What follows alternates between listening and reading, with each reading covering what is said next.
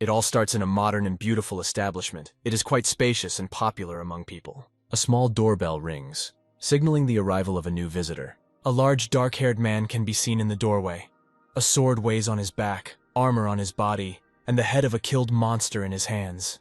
The establishment is full of people, but the hunter heads to an empty bar counter and leaves his weapon near it. He is met by a bartender already familiar to Cao, who pours him a full glass of alcohol and inquires about the man's catch today. The brunette sighs and notes that today there was only a short walk, where he only got the fangs and skin of a fanged wolf. Cao takes a sip of his beer and glances at the screen in another part of the establishment to see if the meeting has started yet. The bartender agrees and also looks at the screen. Like most of the visitors, we see a huge courthouse. There are many people in it, a judge and one defendant. The end of voting and the voting results of all congressmen sitting in the room are announced. A man with glasses reads all the votes from the paper. All 325 votes were in favor. The same man says that the verdict will be passed on today. The President of Parliament, Yahello, broadcasts into the microphone that during the war, a lot of evidence was found about Musk committing brutal murders, as well as a large number of other crimes. The sentence was the death penalty, but despite this, the main character sits very calmly and does not show signs of anxiety. The president continues his speech. The parliament decided to strip Musk of all his titles, leaving only the title of hero. The main character still calmly listens to the verdict, expressing absolutely no emotions. The plot again moves to the bar, where one of the visitors begins to defend Musk, because if not for him, then perhaps humanity would have come to an end. The people sitting nearby clearly disagree in their opinion. The credit belongs to all people, including Yahello, who could not be torn away from the battle. But the first man is not going to give in this dispute. Starting to defend the honor of the main character, the dispute begins to flare up.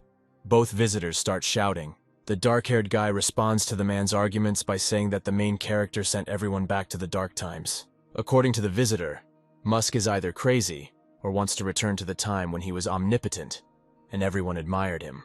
The initiator of the dialogue completely drooped. He denies these words. In his opinion, this is absolutely not what the hero wanted.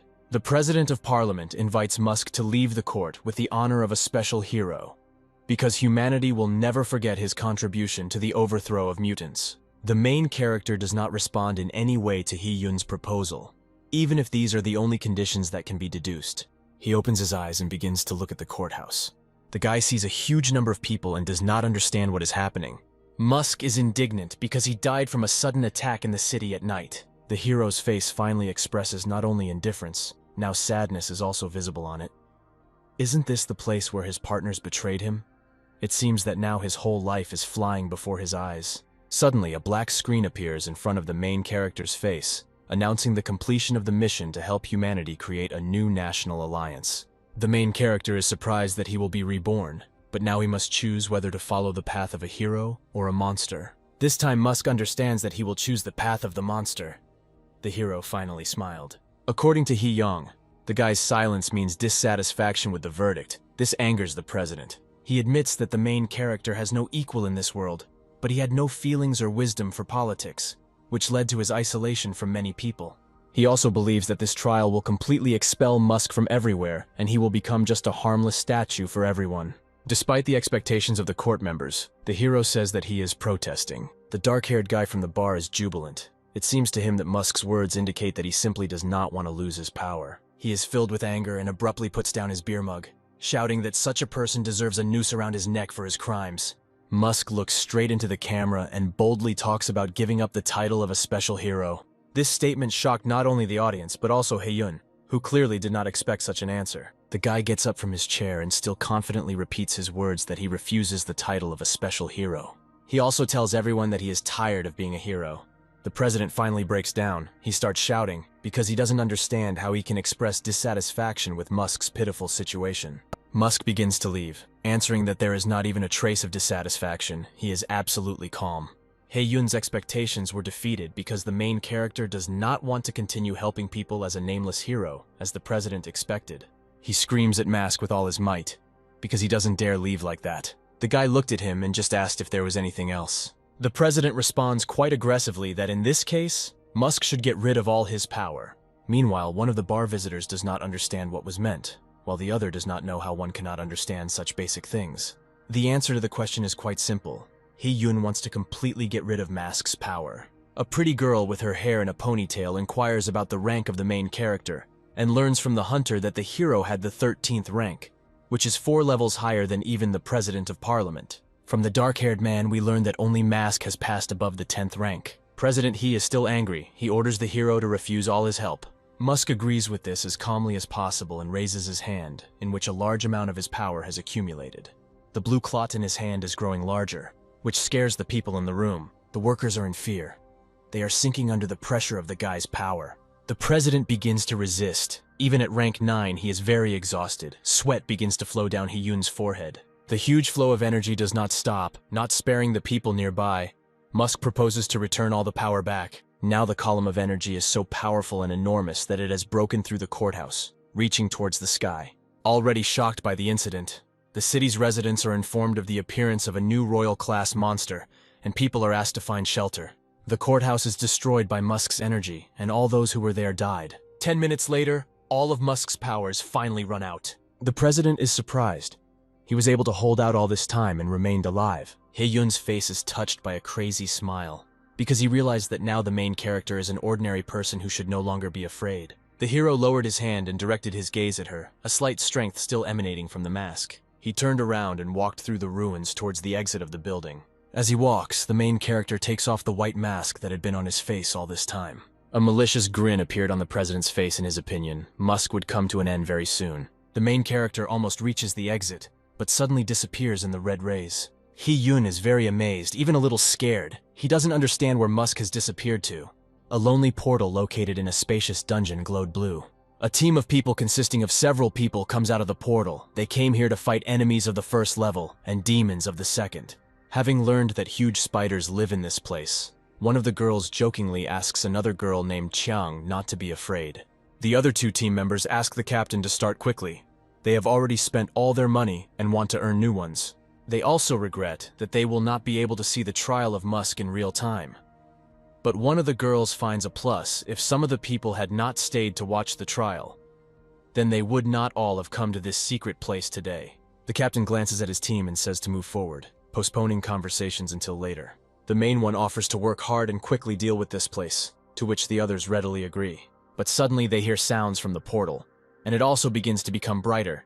The team is indignant because no one else should be there. The main character appears from the passage. This time the mask on his face is missing, and his clothes are much more ordinary. 2 guys are whispering. It's very stupid to go down into the dungeon without equipment and weapons. Musk looks around. He has already forgotten what the lower-level dungeons look like. Nostalgia washed over him. The last time he was here was when he woke up and became a professional. The hero is pulled out of his thoughts by the captain's question about whether he wants to go through this dungeon. He looks at the guy with mockery, asking if he has a weapon. Musk calmly raises his hand and clenches it into a fist, indicating that it is his weapon. The captain concludes that the main character is a martial artist and pats the guy on the shoulder. Next, the captain asks a question about Mask's rank, thinking that with such confidence he is high. But the hero calmly answers that only at the 1st level. This answer did not very pleasantly surprise not only the captain, but also the rest of the team. Grabbing Musk by the forearm, the captain asks if he's joking. The titular character scared the crap out of the man. The hero pulls his hand away and replies that he came here to fight monsters. 2 guys from the team laughed at his words. According to them, the main character will not be able to kill even the weakest enemy. He should stay in the dungeon until the exit opens again. The mask does not stop this. He only reassures people with the words that he will not get in the way. The captain stands with his back to the hero and asks him not to expect help from them. Now the whole team finally sets off, with the main character standing not far from them. Chang, walking at the very end, looks back at Mask standing behind her. Upon arrival of all team members, the dark-haired woman tries to destroy the enemy with an explosion. The archer takes aim at another spider and begins to cover the captain. The captain fights with one of the creatures with a sword, while another approaches him from behind. He is very grateful for the help. Luckily, one of the team's guys kills the spider with his spear. Musk calmly stands behind a stone wall and watches what is happening, clenching his hand into a fist. Chiang approaches him, wondering if the captain was too rude to the hero. She asks the guy not to take this to heart, because the man wanted the best. After all, a beginner can easily make mistakes in secret areas. She instructs Musk that if he is not careful, he will die. The hero, with a hint of nostalgia, tells her that compared to the past, today's professionals have become more advanced and careful, which inspires respect. Chiang notes that the main character, although young, speaks like people from the top of the Commonwealth. The girl continues the dialogue and agrees because with Musk's policy, the mortality rate among lower-level professionals has dropped significantly, while the men from the team began to cut up their prey. The girl remembers that she forgot to introduce herself. She hands the hero a rug and says that her name is Yang Chang Chang. She is a second-level healer. The main character shakes her hand and introduces himself in response. He is called Xiao Chu, who has not yet chosen his direction. Chang Chang looks at the hero in surprise, asking him about this. Xiao Chu replies that he is still in thought, also noting to himself that some directions were created by him. Hiller evaluates the main character with his eyes, noting that melee combat is not suitable for him, and also invites him to take a spirit test. Suddenly realizing, she, confused, asks if she's talking a lot, but the main character does not have time to answer her. He suddenly grabs the indignant girl by the hand and pulls her towards him. At this time, a shadow spider appears in the place where Yang stood a second ago. This is immediately noticed by the archer, who shouts about it to everyone in the dungeon. Xiao Chu carefully watches the creature that broke through the stone floor. Then the spider targets the hero and the girl next to him, but the main character quickly intercepts the creature's paw with his hand. He abruptly rips out the creature's limb. Then he sticks it into the body of the prey to kill. Xiao is full of strength, and his eyes glow with blue lights. The spider begins to scream in pain and gradually sink down. Xiao Chu stands opposite the creature, and Yang Chang Chang holds onto the guy with his hands. The rest of the team members are shocked by the actions of the main character. As if the guy is not from this world, his control over his body is very good. But still, according to one of them, even high-ranking professionals are not capable of this. While the others are indignant, the main character looks contentedly at the result of his labors, and the girl still clings to the guy. Xiao looks at her and asks her to finally let him go because there is no more danger. Chang Chang only now realizes that she has been standing like this all this time and is blushing with embarrassment. She quickly runs away from the main character, covering her face with her hands. But still, Xiao Chu doesn't really care about this.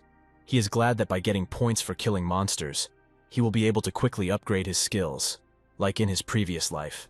The captain turns to the hero and apologizes to the guy for doubting him. He also thanks Chu for saving young Chang Chang and promises to share the reward with him after completing the mission. The main character rejects this offer. According to him, it was only a friendly gesture. It is quite normal to help others in secret areas. The captain is clearly confused. He only agrees, although he is indignant in his thoughts. Xiao Chu moves away. Meanwhile, the swordsman cuts the body of the dead spider in half with all his might. The man admires his work contentedly, while the team examines the corpses of the remaining creatures. Looking deeper into the cave, the captain notes that there should be a boss ahead. The man repeats the original plan to the others, and reminds them that after this fight, they will be able to return back to the real world. He further recommends that the older girl be prepared to use fire techniques to burn away the cobwebs. Meanwhile, the archer stretches and notes that today they are moving quite quickly.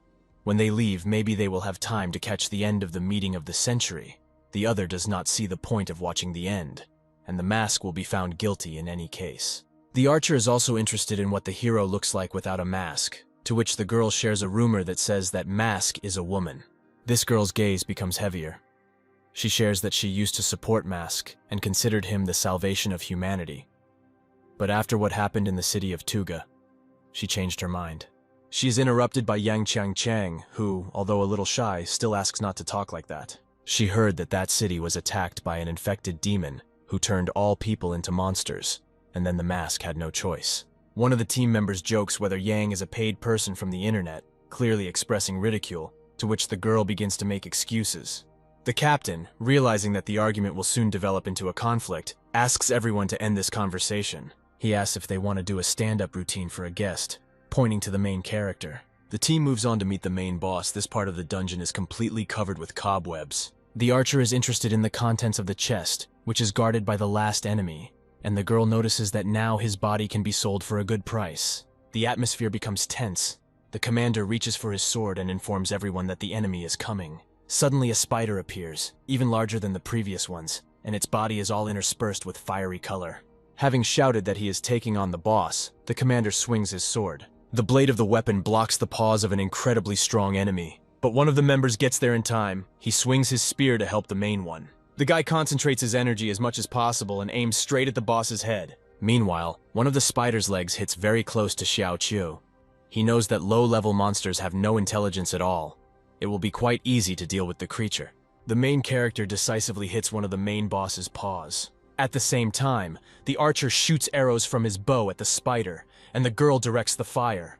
Chang heals the captain, directing her healing power towards him. The monster on fire screams in pain and staggers. The boss drops dead, and the captain heads off towards the others, noting that they can handle the third-level dungeons without any damage as long as they work together. The swordsman ensures that he will distribute the final reward the same way as last time, but will not forget about Xiao. Meanwhile, the main character is indignant, because this is not a third-level dungeon in the system. This area is clearly designated as fourth. While the hero is thinking, one guy notes that the secret chest still hasn't appeared next to the boss. The girl looks into the far passage of the dungeon. In her opinion, something else is approaching here. At this moment, a girl appears from the darkness. Her clothes are very shabby, and her movements are unnatural. This girl's head looks pretty weird. On her head is an astronaut's helmet. The creature, meanwhile, is sent to the team. The captain's expression changes, and he has a guess why the chest still hasn't appeared. The swordsman exclaims that she is the secret boss. The guy from the team says that she is not that creepy. The huge spider was more frightening. The monster opens its bright pink eyes and begins to approach people much faster than before. But one of the guys stood in the boss's way, pushing his spear forward and pointing it at the creature. The archer yells at the guy, calling him an idiot because such an attack is very easy to dodge. But still, the spear pierces the chest of the girl in the helmet, and she begins to fall. The monster's chest is pierced by a spear, and he begins to fall down, losing his balance. The others are watching this spectacle. The girl is happy, the captain is excited, and Qiu Xiao is calm as always. The spearman turns to his partners in bewilderment in his opinion. Everything was too easy. But a web begins to emerge from the hole punched in the body and wraps itself around the guy. The boss begins to pull him towards him. The spearman is so scared that he begins to cry hysterically. The commander understands that such a thick web is not so easy to get rid of. He asks the magician to use flame. The girl immediately uses her power, directing it at the enemy. The fire envelops the monster. The captain orders the archer to quickly save his partner and prevent him from falling into the fire. The guy is surprised the fire looks like a huge funnel that cannot be broken through. At the same moment, the girl grows several pairs of legs. Now she looks more like a spider. The captain is also scared. He has never seen a boss like this before. The fire gradually goes out, and the spearman runs away from the enemy with tears in his eyes. But the blow comes from the back. The boss pierces the guy's body in the same way as he did before, and blood begins to flow from the spearman's mouth. Life leaves the human body, and the monster rejoices. The archer loses his temper. He shouts the name of his killed friend. He pulls the bowstring and wants to kill this creature. And now a little competition to warm up, my favorite YouTube viewer. Somewhere in this video I will tell you the secret 4-digit code. Whoever writes it first in the comments, I will personally send him $20 to his cryptocurrency wallet. Good luck to you, my hero. Having held him back, the main character advises not to go after a boss of such strength. Otherwise the guy will get as much as a spearman on the ground. The archer turns to the hero, trying to say something, but he is interrupted by the captain. He admits that Xiao is right. They will not win if they attack recklessly. The man asks the magician how much time is left before the portal opens, to which the girl replies that in 3 hours. The captain concludes that all they can do is fight, gradually retreating towards the exit, and then leave as soon as it opens. At the same moment, the archer warns everyone that the creature is approaching them again. The boss releases more webs from his chest, directing them towards the heroes. This web lands on the swordsman, wrapping itself around the man's right arm. Wasting no time, the archer immediately draws his bowstring and shoots arrows at the spider, intending to save his partner. But the creature immediately binds the guy with its web, preventing him from making any more shots. The main boss begins to pull the frightened Tolche towards him. The monster opens its wide mouth full of long fangs. He bites off the head of the unfortunate guy. The girls, unable to watch this, close their eyes. The creature's eyes now glow red as it gleefully devours the archer's head. The captain is very angry. He clenches his teeth and begins to concentrate his energy around himself. He swings his flaming sword sharply, walking over the monster. Pushing his legs forward, the boss blocks the sword. The man is confused. He is scared and surprised by this behavior of the creature. The situation did not work out. A 4th-level monster could not remain without a single scratch after a 3rd-level swordsman used all his strength. Having finished with the guy, the boss takes on the captain. He realizes that it's all over. But the main character still finds one way to save him. He offers to cut off the man's hand and asks for his sword. The swordsman is shocked and frightened even more, but still decides to take this action. He throws his weapon towards Xiao Chu with all his strength. The guy quickly catches the sword and swings it over the prisoner's hand in a jump. The man's limb is cut off at that very second. He screams in severe pain.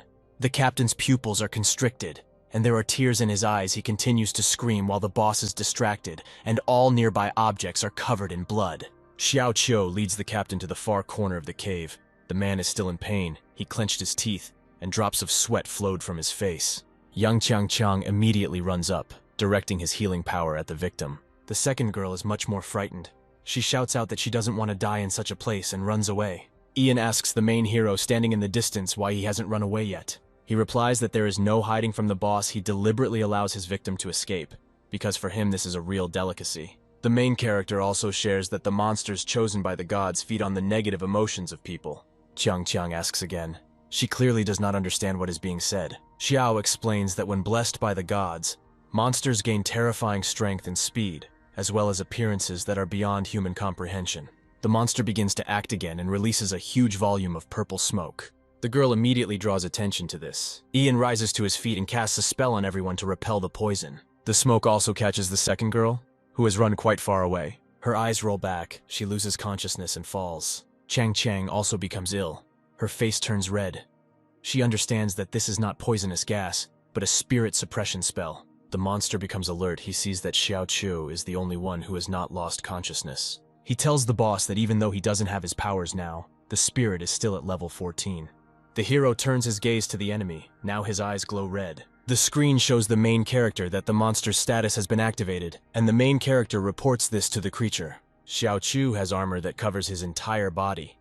Now the appearance of the main character is very similar to a monster. The monster's eyes glow bright red, and it blows out another puff of smoke. The hero releases his power and prepares to attack the final boss. The enemy doesn't even have time to understand anything before the main character begins his attack. A few seconds later, Xiao is already standing at a distance, holding in his hands the severed limb of a spider, from which the purple blood of the monster is flowing. Crying out in pain, the creature begins to lose its balance, blood gushing from its open wound. Unable to think of another option, the boss releases his web, but in much larger quantities than before. But the attack even slightly misses the hero, who ends up behind. He begins to mock the enemy's actions, because they are clearly too simple and stupid. Qiu still holds the severed leg in his hands. He leans on the wall and is already preparing a new attack. The main character approached the boss with great speed, immediately cutting off several more limbs from the creature. It again does not have time to understand anything. When the main character attacks again, he cuts off 6 more legs, leaving the monster with only 1. Releasing the severed legs from his hands, he recommends that the enemy hurry up and retreat. The same one does not waste time. The enemy tries to get away from the main character, jumping on his remaining leg. But he doesn't have time. Xiao Qiu cuts off the last limb. The boss falls to the stone floor. The creature begins to crawl, helping itself with its hands. But the main character appears in front of its face, blocking its escape route. Xiao is full of strength. He asks the monster if he ever thought that he would end up in the place of the people he played with in the past. The hero stepped on the enemy's head, crushing his head, thereby killing him. The system counts the victory over the final boss and returns all survivors to the ordinary world. More than 2 hours have passed since this event, but Yang Qiangqiang still seems like it was a dream. The captain was almost immediately taken to the hospital because he had the most injuries, but the girl is consumed by the fact that she still hasn't seen the main character. She really hopes that he hasn't died. However, at the same moment, she sees a familiar silhouette. Xiao Qiu stands in front of the apartment rental banner. After completing the mission, the system teleported him to Dehe City. He should find a place to stay here for the night. The hero turns out his empty pockets, noting that in his past life, other people did such things. While he fought monsters, he did not have to worry about money. The main character is pulled out of his thoughts by Yang Qiangqiang, shouting his name. The guy recognizes the girl and asks if she is the healer from the secret location. The girl is offended, waving her finger. She again tells the hero her name and its spelling. Yang pays attention to the stand. She understands that Xiao is looking for a place to stay for the night, and wonders if he has relatives in this city, to which she receives a negative answer. The girl walks around the city, telling her that it was built just a couple of years ago, but the main character silently listens and follows her. The two stop at a white gate with wooden doors. Qiang says this is her house. She also points out that the main character will have his own room and won't have to worry about causing inconvenience. Xiao Qiu is pleasantly surprised. The guy notices a large iron medal hanging on the fence. The girl says that her father will receive it after his resignation. The heroine's dad was a 5th-level professional, and according to him, he fought side by side with Mask. They not only lived in the same camp, but also ate from the same pan. After a slight hesitation, the girl admits that these words have been told since she was very young, so she doesn't even know whether it's true or not. The heroine's monologue is interrupted by Xiao, asking where her father is now, to which she receives the answer that he is no longer there. She runs her hand over the metal, saying that the protracted war left him with painful wounds, although they managed to heal. But the man spent too much vitality, which is why he died. Afterwards, Chu asks a question about Yang Changqiang's mother, to which she receives the answer that she died at the birth of the girl's sister. The main character is very surprised and doesn't even know what to answer, but still, the heroine is full of positivity. She asks the guy not to make such a face, noting that this happened many years ago, and she has already come to terms with it. She decides not to pursue this topic further, and invites the main character to come over. Once in his rather spacious and bright house, Chang points Xiao to his room. But before he can enter, a blue-eyed girl in a wheelchair appears in the room. She immediately asks who the guy is. Yang readily explains to Qianlu that the guy is her partner, with whom she went through a secret location together. He came to Daihe and will live in their house for a couple of days. But the girl doesn't really believe it, because the guy doesn't really look like a member of her old team. She sarcastically notes that it is very noble to drag home someone you just met. The girl returns to her room, and Changqiang immediately begins to apologize, because Qianlu is generally good. She immediately becomes irritated at the sight of strangers, because she is a little afraid of them. She complements this with the fact that today there is a trial of Musk, whom she thanked from the very cradle, which is why she behaves this way. The main character thinks he didn't expect that he had so many fans. At this time, Qianlu is sitting in his room. The room is dark. Only a fairly large monitor provides light. She sees a large number of comments about Mask, which makes her very angry. The girl can't even resist using obscene language. Yang calls her sister for dinner, but she only replies that she doesn't want to eat and begins to write her comments in response to all the negative ones.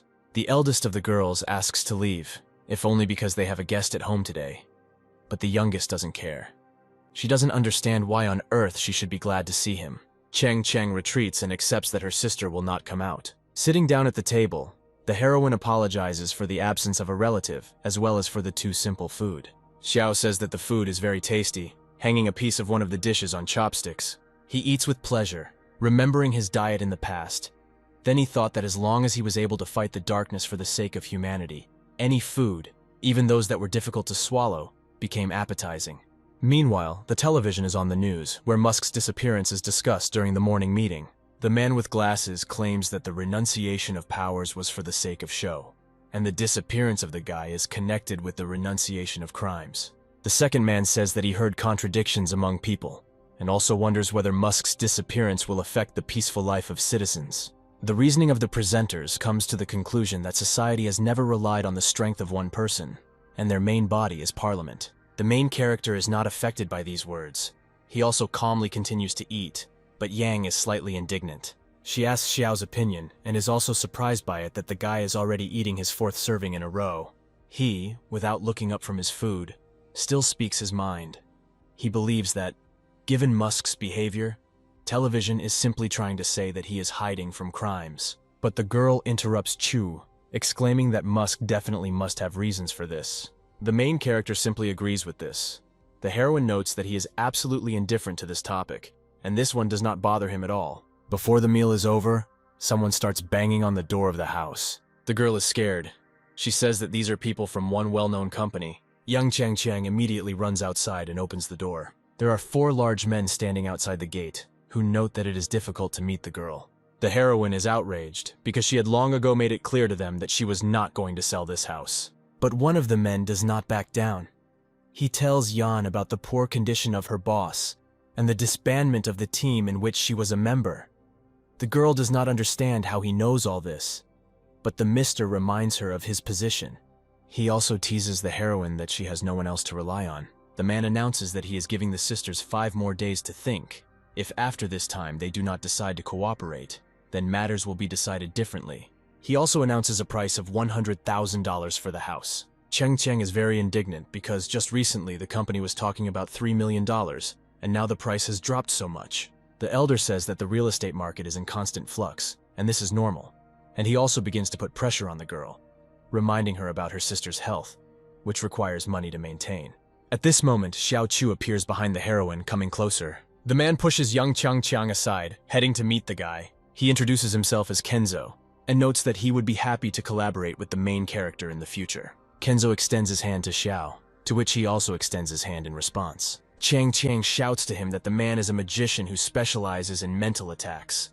The girl's eyes are full of fear. The hands of both touch. The man begins his attack towards the main character. Starting to penetrate the subconscious, Kenzo notes that the guy's mind will be destroyed. But the man's plans change.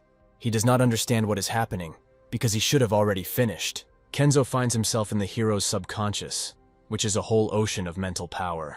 He understands that he needs to get out of this place as soon as possible. But the man does not have time to leave. A huge wave rises above him. Once in the ocean, Kenzo realizes that Xiao is on a completely different level. In the darkness of the subconscious, two different eyes appear, and the man begins to scream.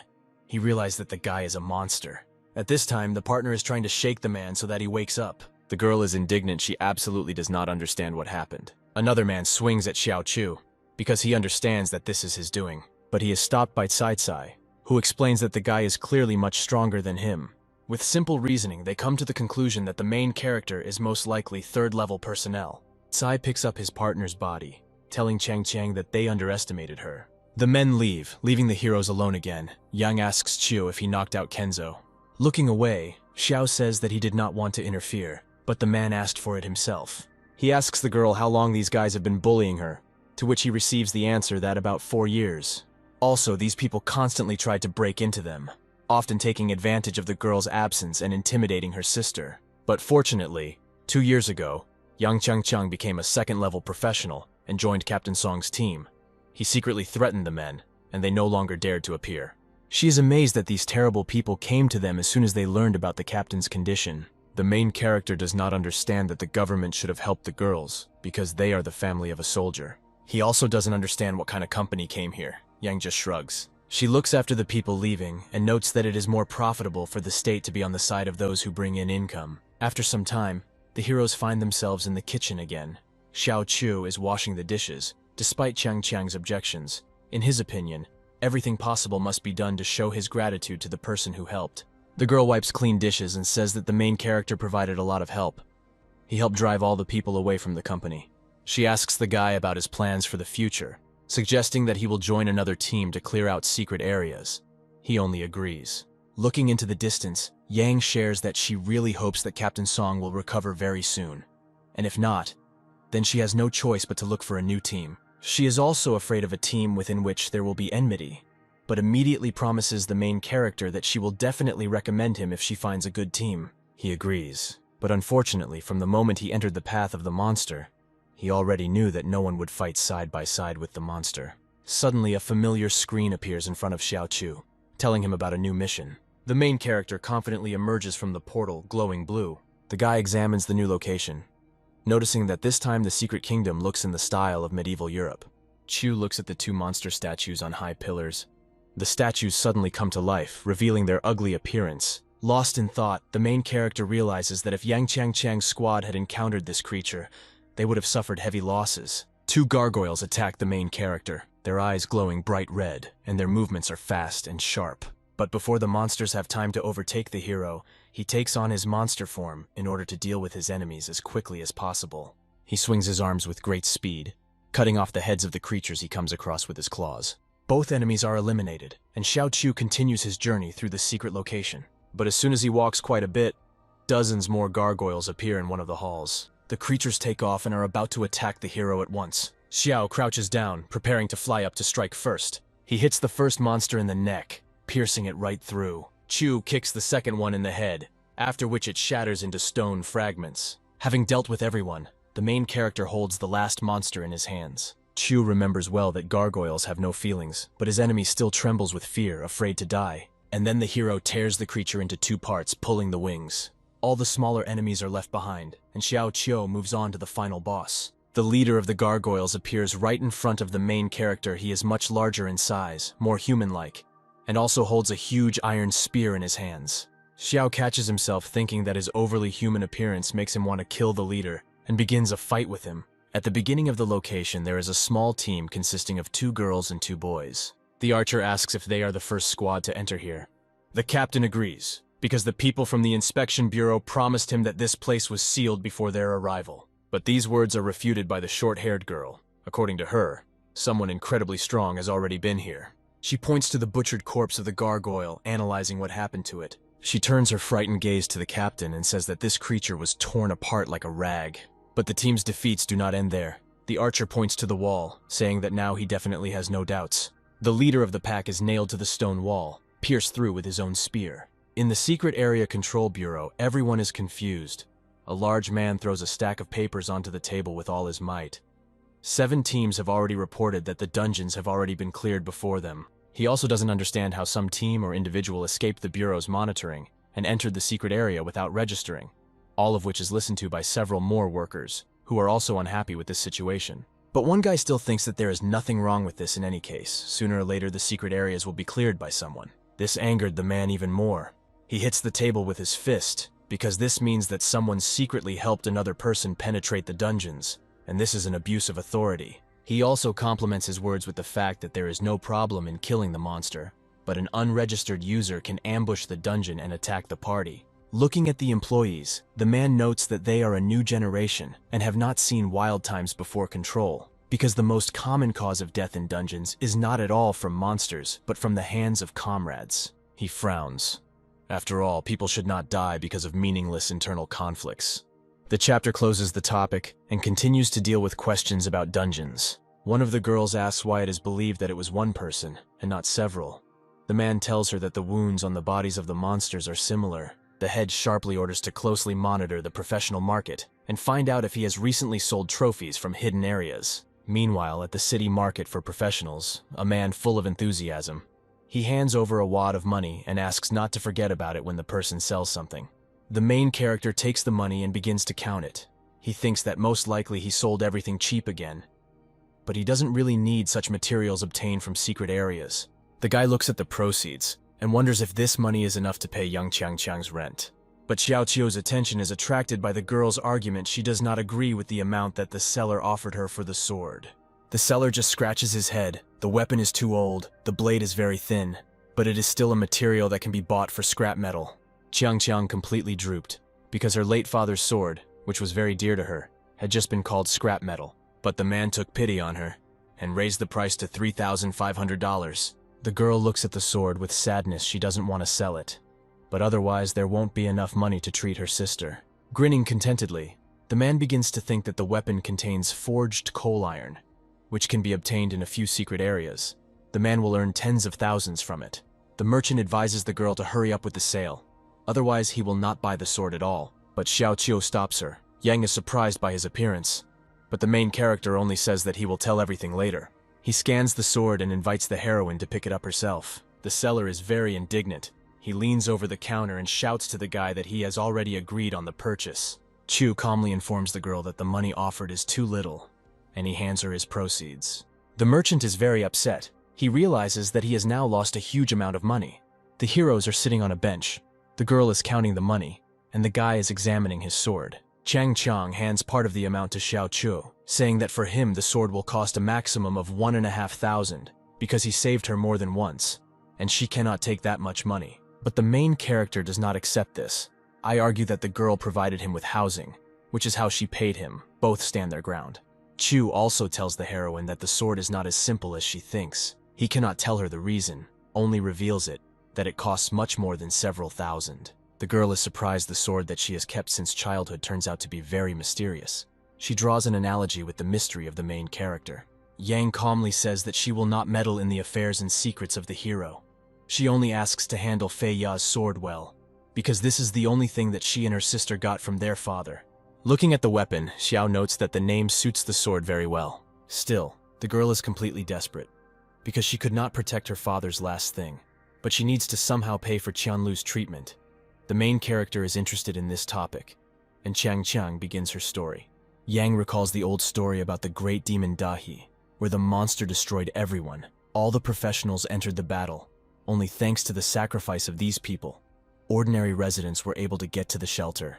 The great demon's most deadly attack was its radiation, which then turned everything green, covering half the city. People caught in the radiation died, and Qianlu was partially hit by it. Her legs were hit at the border. Now the youngest is forced to receive treatment from professionals on a personal level. Otherwise the radiation will spread and she will ultimately die. Xiao Qiu clarifies whether the government gave them the money, as Musk asked. but the girl obviously doesn't even understand what she's talking about. Rising from the bench, Chang Chang wipes away the tears that have come out and says that she felt better when she spoke out. The heroine rolls up her sleeves, reminding the main character that he spoke about the delicious rice that she prepared. But this time, she wants to show her real level. Two guys dressed in formal suits pass by the heroes. One of them does not understand whether they can really find here, the one who penetrated the secret locations. The youngest of the sisters is at home. At this moment, she plans to take a sip of water and continue the argument in the comments. But she doesn't have time to do even that when some people start breaking into the house. Qianlu's eyes widen in fear. These are representatives of the Kaijiang Investment Company. The girl is very scared and does not know what to do, but she notices a wooden sword in the corner with which she easily defeated adults in the past. She moves towards the gate, holding the weapon tightly in her hands. The man kicks down the doors, clearing the way. He is only amused by Qianlu, who is already completely ready to attack and defend. The girl confidently swings her weapon at the enemy, but she loses her balance and falls out of her wheelchair. The man steps on the sword and mocks the younger one, because he stands firmly on his feet, and she is only disabled. More people enter the area. The commander orders them to search everything and find Xiao Chu and Yang Chang Chang. But even after going through the entire house, the subordinates are disappointed to report that the heroes are not here. Then the chief offers to take Qianlu, because all three have driven themselves into a trap. But one of those who came hesitantly says not to do this, because it will be a kidnapping, and then there will be a noise. The captain gives him an assignment. He asks the guy to break into the yard when the heroes return. They will fill the car with garbage from all over the area. This incident can easily be attributed to problems with the car. It begins to rain heavily in the city. Xiao and Chang Chang are rushing home. The girl tried to hide from the water by holding something over her head, but the guy just follows her. But immediately the heroine trembles. She sees the open gate and her sister lying in the middle of the yard. The younger one tries to get up, cursing all those who broke into the house. Ian shouts out his sister's name and rushes to her aid. The eldest tries to seat her relative in the stroller while she begins to talk about the events that happened. The girl asks Xiao Chu to drop Qianlu into the house while she takes things from the yard. But before they have time to enter, a car drives into the yard and dumps a huge amount of garbage onto the territory. The driver demonstratively pretends that he does not understand what happened, and also adds that the presence of rain now is clearly good, because Chang Chang will be able to wash himself. He leaves, announcing that this is their first gift from the Kaijiang company. The younger one calls her sister and wants to drive up to her, but the main character does not let the girl in. He believes that it is better for Yang to figure it out herself. The guy also compliments this with the words that Qianlu will only make things worse if he goes, which greatly surprises the girl. Chang Chang heads towards her sister but simply passes by, leaving her loved ones alone. Almost crying, the youngest of the girls asks Xiao why everything is like this. She turns to the hero again, asking him to tell him whether there is justice at all. Chu indifferently replies that he has never met. The hero extends his hand from under the canopy. He continues his thoughts, saying that even this rain falls differently for everyone. It pours on both poor people and dishonest people. The main character sharply squeezes the girl's wooden sword and breaks it, loudly saying that standing in this rain is also unfair. Qianlu burst into tears, holding a piece of her wooden weapon in her hands. Xiao Chu looks up and explains that he did not intend to interfere in the girl's problems. They are not interesting to him, but at the same time they evoke pity and sympathy. The hero goes out into the yard, moving away from Qianlu, who asks what he is going to do. He calmly replies that he will deal with the company. The younger one starts screaming in her opinion. The guy has gone crazy, because the thugs of this company are real high-level professionals. Trying to convince the main character not to go, she says that these problems are boring and he will be finished. But Chu does not listen to her at all. Xiao agrees with the second, but notes that he always liked to relieve boredom and unsheathes his sword. The hero is full of strength and readiness to kill all problems and boredom. Xiao Chu is standing in front of the Kaijiang Investment Company building on the street. Many people are sheltering from the rain with umbrellas. Only the hero is indifferent to moisture. Two strong men stop the main character at the entrance and ask him to put away his weapon. But the guy doesn't listen to them at all and goes further, deeper into the room. Not even a second passes before the two hapless workers simply find themselves chopped into small pieces, while Xiao calmly moves forward. The company is not going to let him through. Several swordsmen come to defend him. All four surround the guy and prepare to attack him. But they fail. Chu easily dodges all attacks and puts his sword to the worker's throat. In one motion, he cuts off the heads of two opponents. Another daredevil wants to attack the main character from behind. He is already concentrated and ready to do it. He also does not go unnoticed. The hero cuts off his hand with his weapon. Immediately after, he turns the sword and pierces the attacker's chest. The survivors notice that the killer's sword is stuck, and this is a perfect opportunity to attack. But the main character easily takes Fei Ya out of the corpse and throws another swordsman to the side. Everyone who got in the way is dead. The main character is pleased with himself. He continues his way through the building, scaring away all the people around him and leaving bloody footprints with his muddy boots. At this time, the captain is relaxing on the sofa in his office and blissfully talks about how he will soon take the house from his sisters. The blonde man adds that once he develops this land, he can sell it for a ton of money. But before the dialogue can continue, an excited guy bursts into the office and reports that there is a killer at the entrance. The guy also reports that many of their employees were killed, to which he receives a question about the number of killers. He replies that it is only one person. The captain is scared. He remembers for sure that among their victims there are no such strong professionals. The man gets up from his seat and offers to look at what is happening. They take their weapons and go searching. They see a worker with his hands up, begging someone not to kill him. This does not bear any fruit.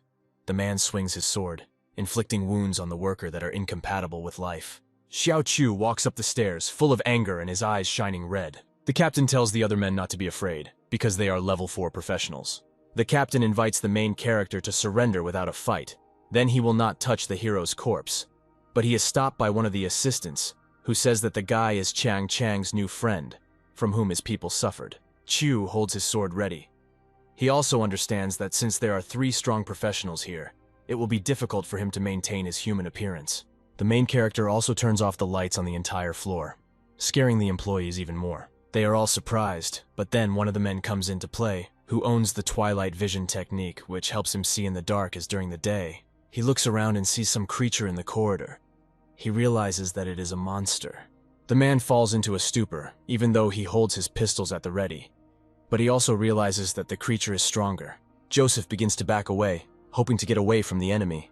The commander smells blood. He calls his partner, but he does not answer.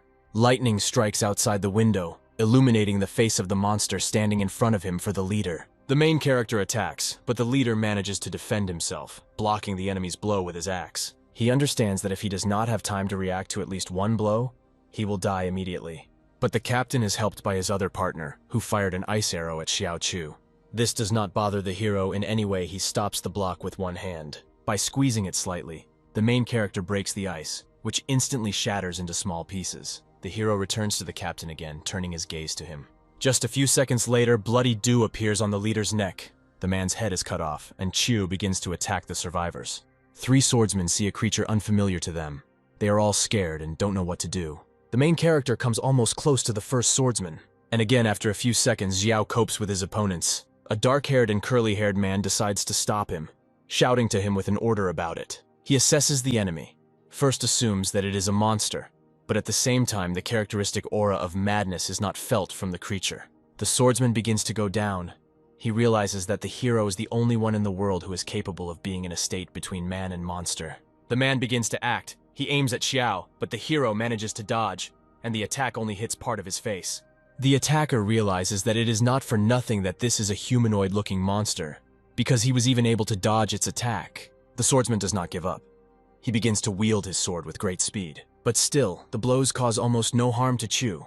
The attacker decides on another, less obvious technique. He aims his weapon at the main character's body, but he easily dodges. It seems the swordsman's plan worked. A pistol appears in the man's hand, which he puts to the enemy's face. He easily pulls the trigger and fires. The man smiles. He is very pleased with himself. This move should take off half the monster's face. Only the attacker did not calculate the opponent's strength. Xiao quickly recovers the wound. The swordsman begins to worry. He does not understand how this is even possible. Realizing that there is no point in retreating, he asks how his opponent found out about this. Xiao Chu replies that he knows this technique.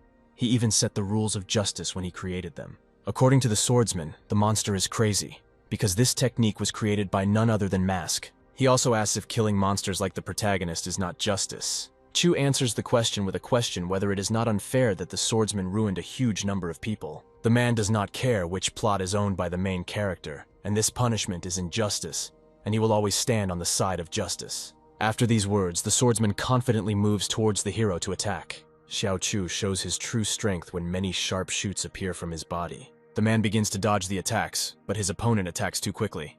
The main character pierces a man with his shoots, pinning him to the wall. With the last of his strength, The swordsman asks who this monster is. The main character remembers that he did not introduce himself. All enemies are neutralized. Now Xiao Chu activates his sword, collecting all the blood with it. The main character notes that even though there are changes outside, holding a weapon in his hand, he seems to feel its heartbeat. Now the character is finally presented as a monster of limitless potential. Xiao Chu's gaze falls on the survivor, who desperately begs for mercy. The hero does not listen to him and orders the awakened sword to help him with this. Fei increases in size tens of times and cuts the unfortunate man in half. At this time, the soldier reports to his commander about this, that they have completely surrounded the company building, and that all the streets and underground sewers are under their control. They can also send people to attack at any time. The commander decides to wait. First, he should invite the enemy to surrender, and also look at what is happening, because if you act recklessly, innocent people may die. He thinks to himself that there are no innocents in this building, but this is the government's business, not theirs. The soldiers announce that someone has come out of the building. It is Xiao Chu in human form and completely covered in wounds. Young Chiang Chang learns from his sister that the main character went to the Kaijiang company alone. The girl immediately grabs an umbrella and runs to the exit to find Xiao. But as soon as she goes outside, a guy from the city army stops her. He asks the name of the heroine. She says her name and receives an answer that she is needed to investigate a certain body. The military man shows a photo of the guy and asks, "Does Ian know him?" Immediately recognizing Xiao Chu, the girl excitedly asks if he is alive, to which he immediately receives the answer that he is alive, and even feels well. Meanwhile, the guy is in the special purpose prison of the defense forces. He sits on a chair with his hands tied behind his back. He only confessed to the company's attack, and also gave his first and last name, and now he has been silent for a long time. The guy has no birth certificate or other documents. He is like a ghost who has completely escaped government surveillance. The employee reads out the protocol, which says this, that the young man is connected with a certain Yang Chang Chang, whom not only they, but also the Secret Areas Inspection Bureau were looking for. The guy explains to the boss that the girl is a second-level professional, and her father was a fifth-rank professional. The soldier also reports that later Chang Chang's father died in a battle with a great demon, and his younger sister suffered greatly. According to the report, the girl and her team met Xiao Chu in the dungeon, who appeared there without an official request. Next, they report the reason why Xiao started all this. The head of the department, Arthur, came in and replied that the hero is just a fierce knight with a sword. The head of the department looks at his wristwatch, and then he offers to go and find out everything for yourself. Chu hears that someone has entered the room and looks up at whoever is there. Arthur catches the protagonist's gaze on himself, but understands that he looks at his cloak and with some nostalgia. The man sits down in front of Chu and speaks that he himself should understand what should await him for committing such a crime. He is offered either the death penalty or redemption in the form of fighting on the front lines in battles with the highest level of danger. But after that, he will be able to return to normal life. The manager adds to himself that it is impossible to return from the front line alive. Most die in the first battle, and at least 100 are needed for redemption. The main character asks if fighting monsters is a punishment. He thinks to himself that in this way, he can cleanse his soul, despite the number of crimes committed.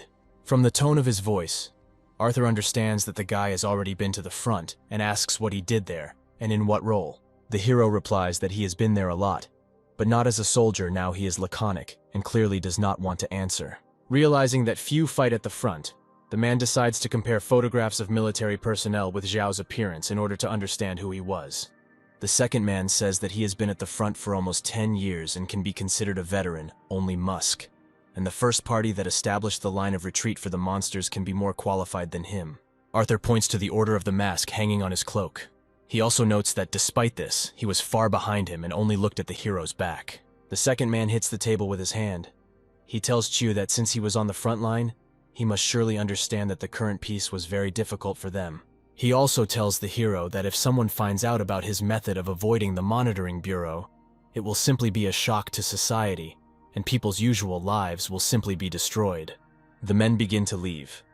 Arthur tells Xiao that he hopes he will understand and be generous, because if he is sent to federal prison, then no one will treat him so kindly. The door of the room closes. People disappear from the view of the main character. He also notes to himself that he would really like to return to the federal capital one more time. At the same moment, the system again issues a task to the main character. This time he must destroy a new elemental demon. After all, he didn't die last time. Xiao Chu, however, knew that the monster would be restored, because this had already happened in a past life. Sometime after his trial, the demon found one infected professional and used him as a carrier to be reborn. Mask had just been sent to the front line. He quickly destroyed the demon with one blow, but he still managed to cause little damage, for which the hero was heavily criticized. Due to such a strong wave of condemnation, he was forced to come forward again. The main character was again tried and forced to apologize to all the people. In this life, there is no longer Mask. There is only Xiao Chu, who does not understand what he has to do with the life or death of other people. Arthur watches the main character through the glass while he is asked why he was so courteous. The head of the department only answers that he has retired quite a long time ago and is less versed in matters on the front line. He also notes that he has never seen someone his age with such power on the front line. Another man lights a cigarette and concludes that the main character is a genius for cutting off the heads of 6th-level professionals at such a young age. Arthur does not agree. Although Xiao Chu may be talented, but he is still an idiot. It is too stupid to waste his life on such a stupid place as the Kaijiang Company. In Star City, people are furiously discussing what to do with Xiao. The man looks at the photo of the criminal. He calls the guy very talented, because he is quite young. But at the same time, he was able to cope with professionals who had reached the 6th level. One of the workers is not satisfied with this. He objects very loudly. The world does not need such people. The more talented the criminal, the more dangerous he is for society. He also vehemently argues to everyone that Xiao Chu must be punished. The blonde man agrees with this and orders the criminal to be sent to the front line, enlisting in the front ranks of the redemption squad. The worker understands that there will be no public trial, which means that the white gloves he placed in various places will be seen by everyone, and he will not be able to use all his anger to punish the person who provoked him. The main one closes this topic and raises another, more important one. He does not understand why there is still no information about the mask. Moreover, a person cannot just disappear. He is clearly hiding somewhere. The subordinate tries to reassure the chairman that Musk has no strength now. But then how could he disappear from the courthouse in an instant? But still, everyone present agrees what they felt was that Mask had dissipated his power so that the hero no longer posed any threat. The man believes that there will always be danger as long as Musk is not under their control. Next, the chairman decides to take stock for the benefit of everyone. It is necessary to find Musk and take control of him. This topic is closed and they move on to other important discussions. The number of incidents with monsters has risen on the front line. This is the first time such an increase has occurred since the formation of the Federation. The man covers his face with his hand. He understands that people can do absolutely nothing without Musk. Such terrible results appeared just a month after his disappearance. The subordinate suggests that the pressure on the hero was too much. The chairman didn't really like these words. He asked in a very aggressive manner, "How dare an employee question their collective decisions?" The guy is just trying to justify himself, saying that he didn't mean anything like that. Here the chairman becomes furious. He is outraged that people cannot do anything on their own, and it seems that they do not believe in themselves. The man also gives the order to mobilize the elite of the army and send them to vulnerable places. But another worker expresses his opinion that this should not be done, because the advanced army is the last defense of most of the city. Sending troops just like that would be a bad idea. He's interrupted by another man, who believes that he simply cannot pocket money from the military budget. The reduction of the army will simply harm him. The subordinate is outraged. He exclaims about it that everything said is slander. The director makes the final decision. The defensive forces will be mobilized and sent, especially since now the monsters no longer appear, and there are no elemental demons. He also points to Xiao Chu's file and asks him to bring the criminal to the city as soon as possible. At this time, in the city of Dahe, young Qiang had already been checked and realized that she had nothing to do with this. The military was rolling out Qianlu, and the girl was simply walking next to her. The girl also adds that later they should be summoned to court as witnesses, which makes the youngest of the sisters very angry. The employee explains that Xiao Chu committed a terrible crime, but the girl clearly does not understand this, because the main character simply wanted to punish the perpetrators. The military is shocked. The guy has the blood of dozens of people on his hands. There is nothing to discuss here, because murder is a terrible act. Qianlu is indignant. Far from the most honest individuals who harassed many families were killed. Arthur appears from the building and agrees with the younger John that all these people really were murderers. But the man also sternly notes that even if they deserved it, they should have been judged first and not lynched. Almost crying, the girl asks why no one did this then. No less harshly, the man says that the world always needs a victim. Qianlu asks in disappointment if they can't resist this. Zhang stares at the girl and replies that their confrontation will be unfair. Squeezing the handle of the stroller, they The youngest Yang shouts that in this case the whole world is a mistake. Chang just looks at her sister sadly, not knowing what to do with her. The girl turns to the eldest, asking her to return home. The sisters move away, and Arthur only says that it would be good if Qianlu could get up. The military woman asks why, to which the man replies that this girl's anger would be an excellent source of strength, and she would get up well. The girls return home. Qianlu stays in her room, and young Cheng leaves to clean the yard. The girl is left alone in the house, alone with her thoughts. She decides that if there is a place in the world where the sun does not reach, then she will illuminate this place herself. After these words, the youngest Yang rises from the wheelchair to her feet. She overcomes the trembling in her limbs and quickly moves out. Cheng finishes cleaning and informs her relative about this when an amazing picture catches her eye. She sees that her little sister has stood up on her own. Qianlu raises his hand and asks Yang to run away as soon as possible. The younger girl's body begins to deform, growing larger and changing color. There is a roar in the military defense conference room. People do not understand why a third of the army has now been mobilized. The leadership is acting stupidly. Commander Zhang addresses the officers, but suddenly notices something strange happening outside the windows. A man feels the aura of a great demon on the street. The employees are shocked. They believe that Arthur was mistaken, because the monster was defeated long ago by Mask. The commander is not even going to listen to them. He knocks out the glass from the window with his hand, and also orders to activate the emergency plan. Preparing to jump, the man adds that he takes full responsibility upon himself. Peaceful life reigns in the city. People calmly go about their business. The boy leans towards the flowers and smells their scent. He realizes that spring has finally come. The plants bloom at an abnormal speed. In a minute, the young bud turns into a fully open flower. This amazes the guy. A bee flies to the scent of pollen, but as soon as it inhales a little, flowers appear on the entire body of the insect, and it changes appearance, becoming overgrown with sharp bark. The traffic light turns green. The other guy calls his brother because he didn't notice it. He turns, revealing a terrifying sight to the relative, stems of flowers sprouting from his eyes and mouth. The guy starts screaming throughout the street because he saw the monster his brother has turned into. But he doesn't have time to do anything else, turning into hundreds of pink petals. A huge clot of flower petals rolls across day, destroying buildings. Silhouettes of human faces are visible in the clot, and people turned into flowers walk nearby. The survivors begin to seek shelter in the meantime, as one of the swordsmen advances on the enemy. The people rejoice because a professional has arrived and they must be saved. The swordsman confidently swings and easily cuts all the petals into two halves. But the happiness from victory does not last long. The man's body begins to deform. His hand turns into a flower stem. Another pro understands that these signs are not new and have already been encountered somewhere. He realizes that this is not just a monster, but a great demon. Commander Zhang and his team arrive at the epicenter of events. The workers are indignant. This cannot be the second coming of the great demon. The victims would rot in the blink of an eye, but they turned into flower demons. The team stops on the roof of a high-rise building. Arthur says that demons are not subject to logic. They can develop in ways that people cannot even imagine.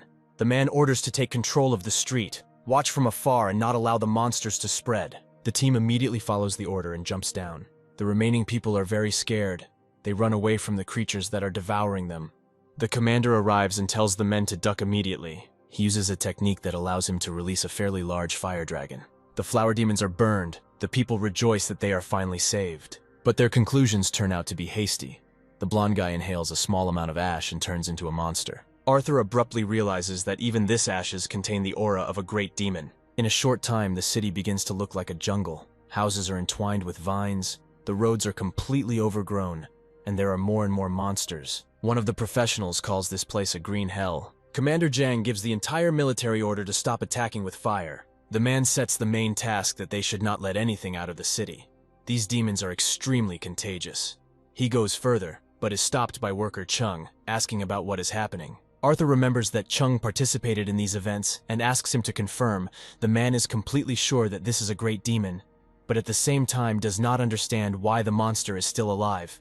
Captain Zhang replies that this demon is one of the few monsters who is truly immortal. The man also compares the creature to a jellyfish. As soon as it ages, it immediately returns to its younger version, doing this ad infinitum. The species of immortal monsters was discovered only 5 years ago, but still this immortality is only technical. If the habitat is destroyed, then even the strongest demon will not be able to survive. Chung understands that the officials who were responsible for resolving this issue are to blame for the spread of demons.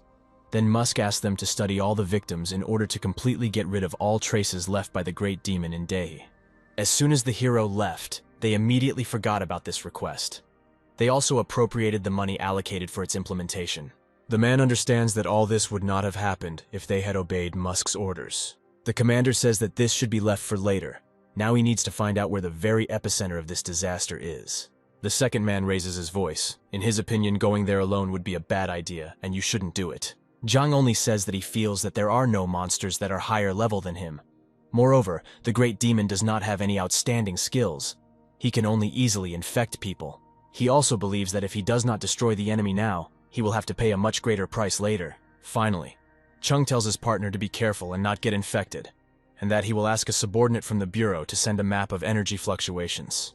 Meanwhile, all the news urgently announced that a natural disaster monster has appeared in the southeastern region of Days City. Information and photographs are also quickly spreading on social networks, and people are discussing this situation very vigorously. One girl who managed to evacuate shares close-up footage. She also reports that the situation is absolutely not under control. But almost immediately after this, another post appears, talking about killing the demon. Now they are talking about this in the news. The blonde presenter tells us that the commander of the defense forces of the city of Dehi took the initiative into his own hands and acted against the monsters. On the air, we see how Arthur cleanses the city. It's not for nothing that the man has the 7th rank. The demons can't even catch up with him. And the demons also tell you, dear YouTube viewer, that the secret code is 1612. He stops abruptly. This is the epicenter of all events. The commander sees Qianlu, whose legs have grown together with a huge flower, in the center of which she is located. Zhang asks the girl if she is trying to pass herself off as a god, thinking that she can only force people to worship her with her greatness. Chung conveys to his partner the information that, judging by the energy fluctuations, the girl in front of the commander is an awakened great demon. Arthur looks at the girl and says that he did not expect her to turn from human to monster in just a couple of hours. She just grins, asking the man if he has any regrets. Releasing a huge amount of his power, the man admits that his only regret is that he did not kill her when she was still in a wheelchair. The commander directs all his force towards the enemy to wound her. He does this successfully and incinerates almost the entire demon's head. Arthur uses his powers to soar in the sky, observing the monster's reaction to this. And while everyone rejoices at the victory, he realizes that the attack had no effect. The girl makes some kind of indignant sound and easily regenerates her head. The monster recovers in a matter of minutes and turns its gaze to Zhang. And if the man is almost not surprised, then the cameraman filming this battle is clearly plunged into severe shock. This time Arthur concentrates all the strength in his fist and decides that this blow is worth doing right now. 4 streams of power simultaneously pierce the monster's body in several dreams. And yet the demon easily recovers. The girl asks if this is the light that dispels the darkness that the man spoke about in the past. The commander abruptly jumps several meters away from the enemy. He sensed a very strong danger that threatened him. Suddenly, a voice is heard from behind, asking if this is all the speed the man is capable of. She appears behind a frightened Arthur, noting that wanting to dispel the darkness with so much power is simply ridiculous. Zhang flies up, hoping to break away from his opponent, which is clearly stronger than him. The operator notes out loud that the girl is not moving at high speed. She is simply changing her location with the help of plants. Chung hits the table with his hand. He tells the commander that he needs to leave as soon as possible. The man understands that the enemy cannot be killed, no matter how hard they try. He invites his partner to use weapons of mass destruction to destroy the entire infected area. Arthur asks only one question: does his partner still think that he can escape from there? The man takes off his deer cloak and looks for the last time at the order that Mask gave him. The great demon notes that it is quite smart to stop fluttering around, knowing that your efforts are useless. She also looks at her opponent and says that his current state can be compared to a cornered animal. Arthur releases all his strength and proclaims that this is his way to die with dignity. A huge pillar of red-crimson power emanates from the commander. The operator expresses his assumption that the man plans to use the technique of forcing the elements, which can lead to death. But Chung understands that his partner wants to completely release vital forces, the burning of which increases the level. Qianlu begins to speculate out loud that with the release of such power, the 7th level can be compared to the 8th. But because of this, the body will experience severe overload after such a reception. Professionals turn into ordinary people, and some even become paralyzed. The man again directs all his energy into Qianlu, only this time there is much more power in it. But the girl is confident in her abilities. She cannot be killed as long as she moves her mind into different plants. But before she can use it, Commander Jiang cuts off half of the enemy's body before it can move. And while everyone rejoices at the victory over the enemy, Chung reports that the monster is still alive, and also that it is not even a great demon. This is the giant Antaeus, who cannot be defeated as long as he stands on the ground and draws strength from there. The sources of his energy are also all tens of thousands of mutated ones, who also must be destroyed for victory. Suddenly, energy levels begin to increase at incredible speed. Chung reports that now the girl has become a natural disaster. Qianlu condescendingly notes that it is simply incredible that human professionals can reach such a level by burning themselves out. The girl begins to reason why Arthur did not dispel the darkness that he spoke so confidently about, why he allowed innocent people to die, and also why he allowed her to die. The creature's emotions are out of control. All the flower demons rise and begin to head towards their leader. In another part of the city, they are trying to save civilians. The military is holding a protective dome, which allows them to hide from the enemy. The demons have been trying to break through the dome for a long time. The professionals, a little more, and they won't be able to stand it. But the monsters suddenly retreat in the other direction, freeing the sphere. The military are happy that they managed it and can finally rest. Happiness does not last long. One of them notices that this is not the end yet. Many roots and stems form a huge cocoon, in the center of which is Qianlu. After a short time, the cocoon opens, and a girl emerges from it. Only she has increased in size hundreds of times. Commander Jiang is standing at her ear, ready to attack again at any moment. He again concentrates all his power in his hand, but this time it is a different color, bright scarlet. In the end, Arthur states that everyone in this world is accustomed to death.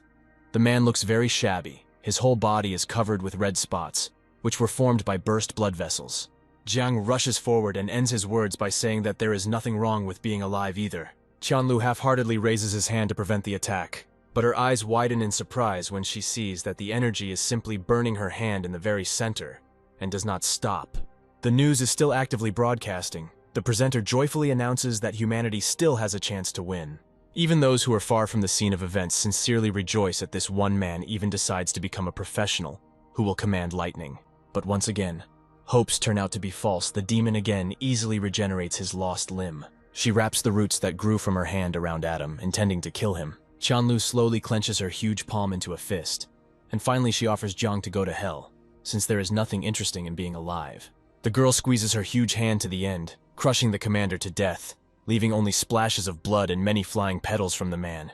Shaking off the blood from her hand, she only compares this fight to the fight between a bug and a tiger. Everyone is shocked. The mother closes her daughter's eyes so that she does not see the horror that is now being shown all over television. Another girl desperately takes the guy by the hand and asks if this place has come to an end. The guy himself is lost and doesn't know, but hopes that help is on the way. More and more people crowd around the news screens. People in despair realize that Musk has been retired for a month and will not come to help them. At this time, disaster announcements are heard in the prison where the main character is located, and all personnel are asked to go to evacuation points. Xiaoqiu opens his eyes, interested in what is happening. The chairman is angry. He curses all the professionals who should have been on the front line, but now do not want to do this because of the fear of death. The employees listen to all his words, afraid to object or contradict the boss, but one of them still decides to say that in the first place, it was not worth treating Musk so cruelly. The chairman's gaze changes and he abruptly jumps out of his chair. Another man puts forward the option of using nuclear weapons. If they use low-power weapons, they will be able to get rid of the elemental-level monster. The others immediately agree, because it is much better to sacrifice more for less. All faces are directed at the chairman. They tell him that then people will thank him for saving the city of Day. The man is shocked. He's about to say something to his subordinates, but he is immediately interrupted.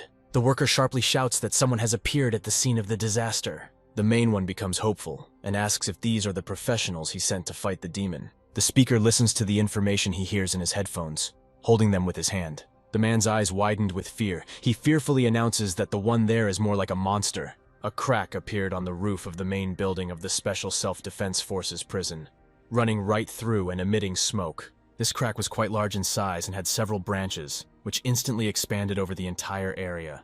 The guards located inside the special prison of the Self-Defense Forces were frightened, and one of the serving people fell to the floor from what he saw and opened his mouth in horror. A second guard came running to the terrifying sounds and asked his comrade about what was happening and the prisoner's location. The frightened man rose to his feet and, pointing to the roof, told his colleague that the prisoner had escaped through this gap. At this time, there was still horror on the street. because the plants continued to spread throughout the prison. Remaining in charge, one of the fighters informed his comrades that Commander Zhang had died. However, the rest were not as shocked by the news of the death of the commander-in-chief as by the fact that the plant was again beginning its attack on the prison building and the surrounding area. The soldiers dropped their weapons and, as one, rushed to quickly escape from the dangerous place, forgetting about their purpose. The chief rescuer raised his weapon and shouted to those running to stop immediately and continue their service. Having lost hope that the soldiers would conscientiously perform their duties, the new commander rushed towards the plant and planned to deal with it alone. After the man struck the buds and stems of the plant with an energy spear, it began to emit a strange green gas. At the same moment, the bonds of the dangerous rose intertwined with each other and pulled the main fighter into the center. One of the rescuers noticed that the captain was in danger and decided to save him in order to fight with him for everyone's safety. The guy, having overcome his fear, went to the place where the captain once stood and realized that there was nothing left to save. Nevertheless, the young fighter was able to crawl into the center of the plant, where the green stems were actively wriggling. Sometime later, a dangerous rose, the roots of which were cut by the captain, sprayed a fairly large amount of green liquid and gas near the young fighter. The soldier managed to find the body of his commander, and he tried with all his might to bring him to his senses, while the plant seemed to be dead. Looking around, the soldier realized that they were saved. But the brave captain could not come to his senses for a long time. That girl appeared above the roofs of multi-story buildings, with green energy around her and rose roots coming out of her feet. A helicopter with a reporter also flew over the roofs of the buildings, who, despite the danger, wanted to capture everything that was happening on the ground. The pilot told the man that he needed to go higher, as his superiors ordered him to leave this place. But the man with the camera asked him to wait a while until he took the necessary footage. Zooming in on his camera, the reporter saw that help had arrived to help the rescuers, and he was incredibly happy about it. On the large screen of the building where the recordings were broadcast, people watched as help moved towards the scene and began to reprimand them for the slowness and death of the commander. The center of the plant was shown close up, where it was clear that the brave man was crushing the bonds of the rose as quickly and efficiently as possible. When one of those present whispered that this was their hero, not the appearance of a person appeared on the screen, but of a real monster who had pink energy. The monster, who reincarnated into a great demon, had the goal of destroying a new natural disaster, as a reward for which he would be given the core of a great demon. The great demon's aura is different from that of Xiao Chu, because the original great demon symbolized decay and destruction. However, this time it represents the life of primeval forests, tropical plants, vines and tall trees that grow without any restrictions and instantly develop and turn into their own biome. Regardless of whether it is a mountain or a sea, a desert or a city, everything on this planet was transformed into a single organism and plunged into a state of eternal calm. It didn't matter to the main character what it actually was, since he wanted to get the heart of a great demon in order to gain the power to fight those creatures from the void in the future. For her own purposes, Xiao Chu needs to kill the main girl with whom this dangerous phenomenon began. The girl put her hands in front of her and called on everyone to join her, and thereby discover a world without sadness, and injustice. Sister Yang Qianqian began to talk about how she no longer belonged to herself, but her thoughts were soon interrupted by the fact that her southern buds had ceased to exist. Looking around, the dangerous girl did not understand which daredevil managed to cut down her plants. The rescue monster that appeared swung its weapon from side to side and each time destroyed more and more stems. The main character looked at his old friend and realized that he would never have thought that she would be such a creature. Despite all the strength and power of the rose stems, Musk managed to maneuver between them and easily find a way out of the most difficult situations. At some point, Musk climbed onto the green arm of his girlfriend's sister, and she screamed in horror at him to get out of here as quickly as possible. The girl wanted to react to the appearance of the uninvited rescuer, but the mask was not harmed in any way by her green, powerful energy. All the rose plants turned into the likeness of a person when they saw that their leader was in serious danger. The main character was in no way embarrassed by the activity of the buds, because he was completely confident in himself and in his actions. The reporter was surprised by the speed of the rescuer, because at such speed even a natural disaster could not resist his attacks. Even just watching the battle take place made people's adrenaline levels rise and their heart rate quicken. One of the fighters was somewhat perplexed at how monsters could fight so professionally. The monster skillfully dodges every explosion and ash literally by millimeters, and thereby saves time and physical endurance. The man believed that the reason why people are able to fight monsters is because of the difference in wisdom and abilities. But this monster's ingenuity is beyond the reach of even 9th-level professionals. In fact, the fighter was frightened by this situation because he did not know who was in front of them, a monster or a person with a rather strange armor. The confident smile had already disappeared from the girl's face, because Xiao Chu was actively waving a weapon across her body, who was not affected by her defenses and attacks. Outwardly, Musk was truly monstrous, because his entire body resembled a dragon, which was completely covered with pink energy. Absolutely confident in his abilities, the main character flapped his dragon wings and found himself in the face of his sister Qian, who was frightened at that moment. The watching citizens did not understand what the point was in hiding and dodging within a few centimeters of the explosions, since the monster could simply take off and take off. That same fighter was in real shock from the actions of the main character, because he thoughtfully approached the head of this flower girl and then unexpectedly flew up. A man would never have done something like this without the colossal self-confidence that Musk possessed. Having calculated all his actions in stages, the cruel monster managed to swing his only weapon and smash the head of the flower queen. The reporter caught the incident on camera and happily commented that this madman was able to defeat this scary woman. The flower monsters ran to attack Mask one after another, but they were not as powerful as the monster. When the flower queen's end came, all of her subordinates suddenly stopped and froze. The male reporter informed the viewers that the humanoid flowers had stopped in the entire city and were no longer moving, and the monster managed to keep the victory over them. All the green plants that covered the huge city had only one question: what kind of dangerous creature was it that killed their main woman? In fact, the girl remained alive, but instead of the upper half of her head, small stems of roses appeared. The heroine looked at the monster, who had already stopped in his active actions, and asked who he really was and why he had a bloody blade in his hand. The flower lady recognized her opponent as a monster and told him that they were in equal roles. The girl's body quickly regenerated, and she concluded that she and the monster had no need to fight, since they had to do one common thing. The girl gave Xiao Chu one rope and made him understand that together they could change this rotten world for the better.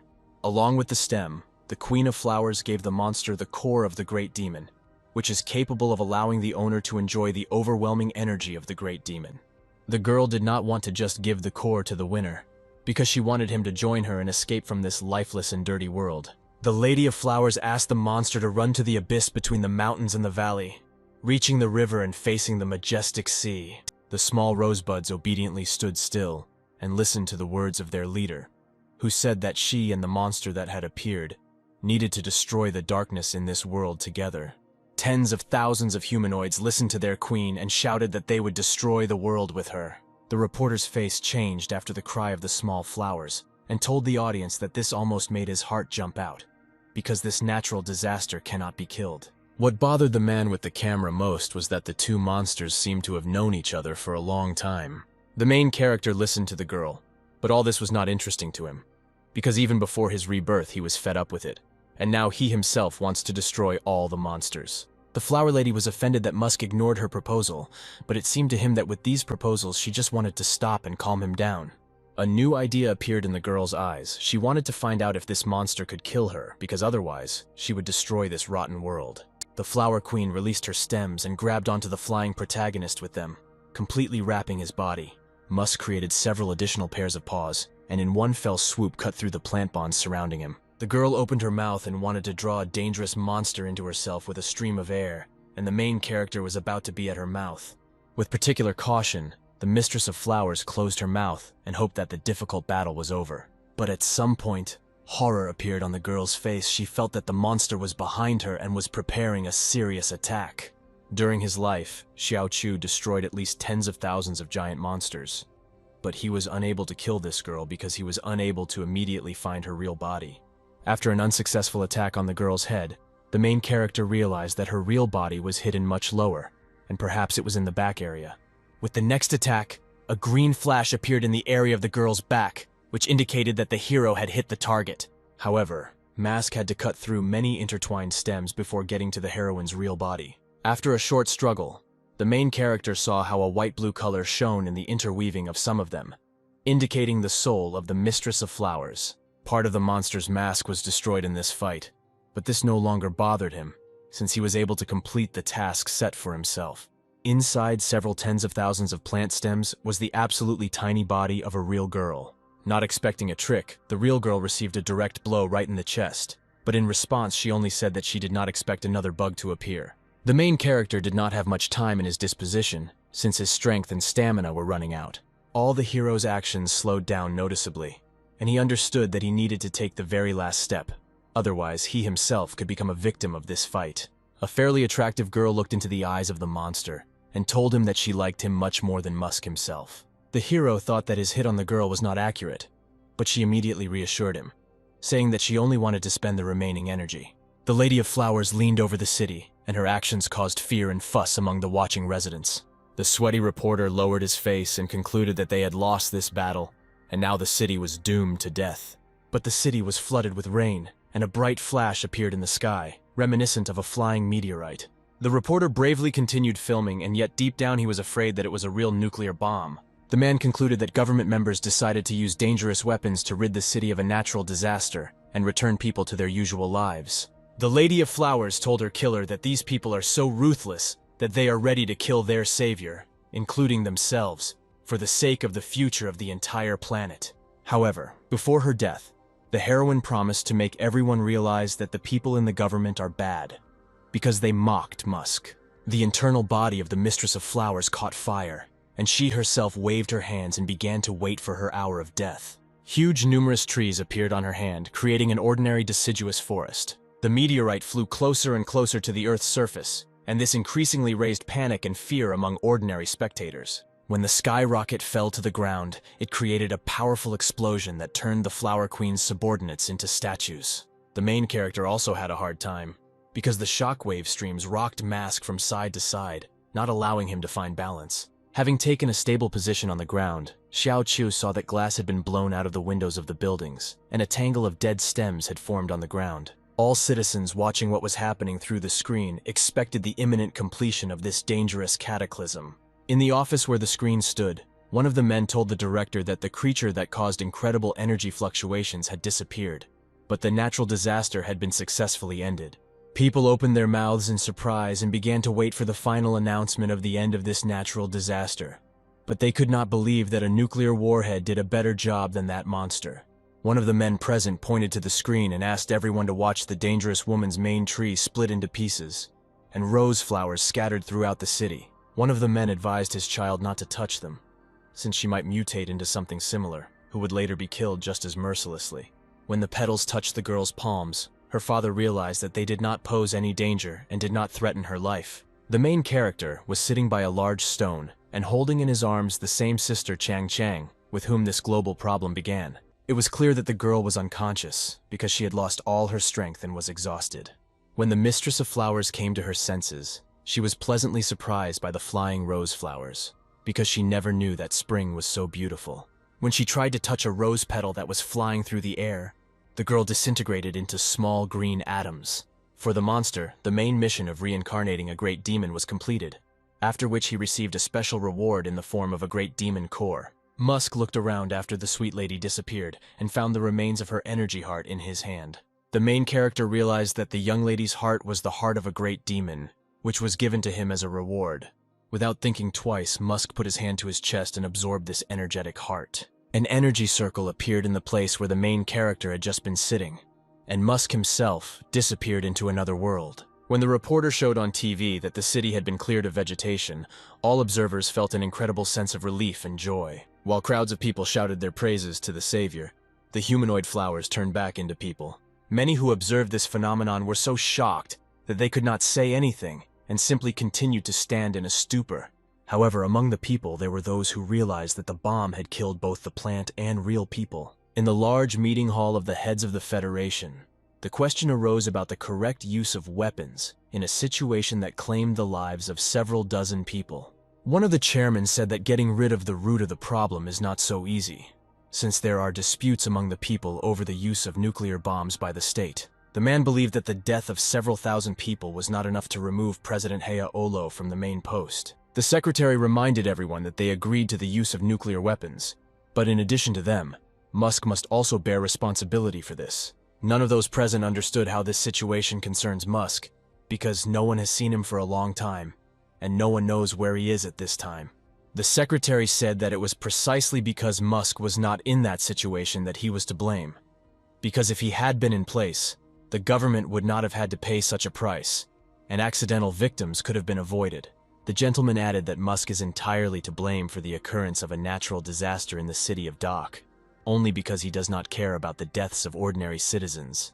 After the speech, almost everyone present was sure that what happened was directly related to Musk. When the chairman dispersed, Mr. President continued to worry about everything, but the secretary promised to control the situation to the very last detail. The president wanted them to have such a powerful pawn in their hands as Musk, or at least 1/10 of his strength, and then all external threats would be quite simple interference. When the president inquired about the preparation of a secret plan, subordinates explained that many samples cannot take on human form. But as soon as they do, their bodies will collapse, so there is not yet enough data for a successful experiment. The chief secretary was confident that the fusion of monster and man was quite possible, and this would be a future sensation in the field of science of their state. Both the president and the secretary wanted to be the one who would take the human species to unprecedented heights and be in the eyes of the people much better than Musk. When the experiment allows every person to gain such power, then everyone on Earth will gain incredible power, and the creators themselves will become gods. No map shows territories of up to 1,000,000 square kilometers where the fight against monsters is underway. In the very first years of humanity, this area consisted of Africa, South America, and Antarctica. But due to the movement of tectonic plates, this area has undergone changes. Before Musk led the army, there was no trace of man on the front line, only monsters that came out and from hidden areas.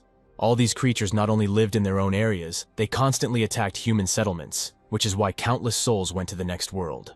It was only when Musk appeared that humanity was able to re-enter these lands, as he mercilessly captured and changed the territories of demons until they became the front lines of humans and monsters. From tiny hopes of survival to unstoppable progress, all this became possible thanks to one godlike man. When the huge ball appeared in front of the fighters, they did not know how to correctly report to Captain Zhang about all the incidents and transferred this responsibility to each other.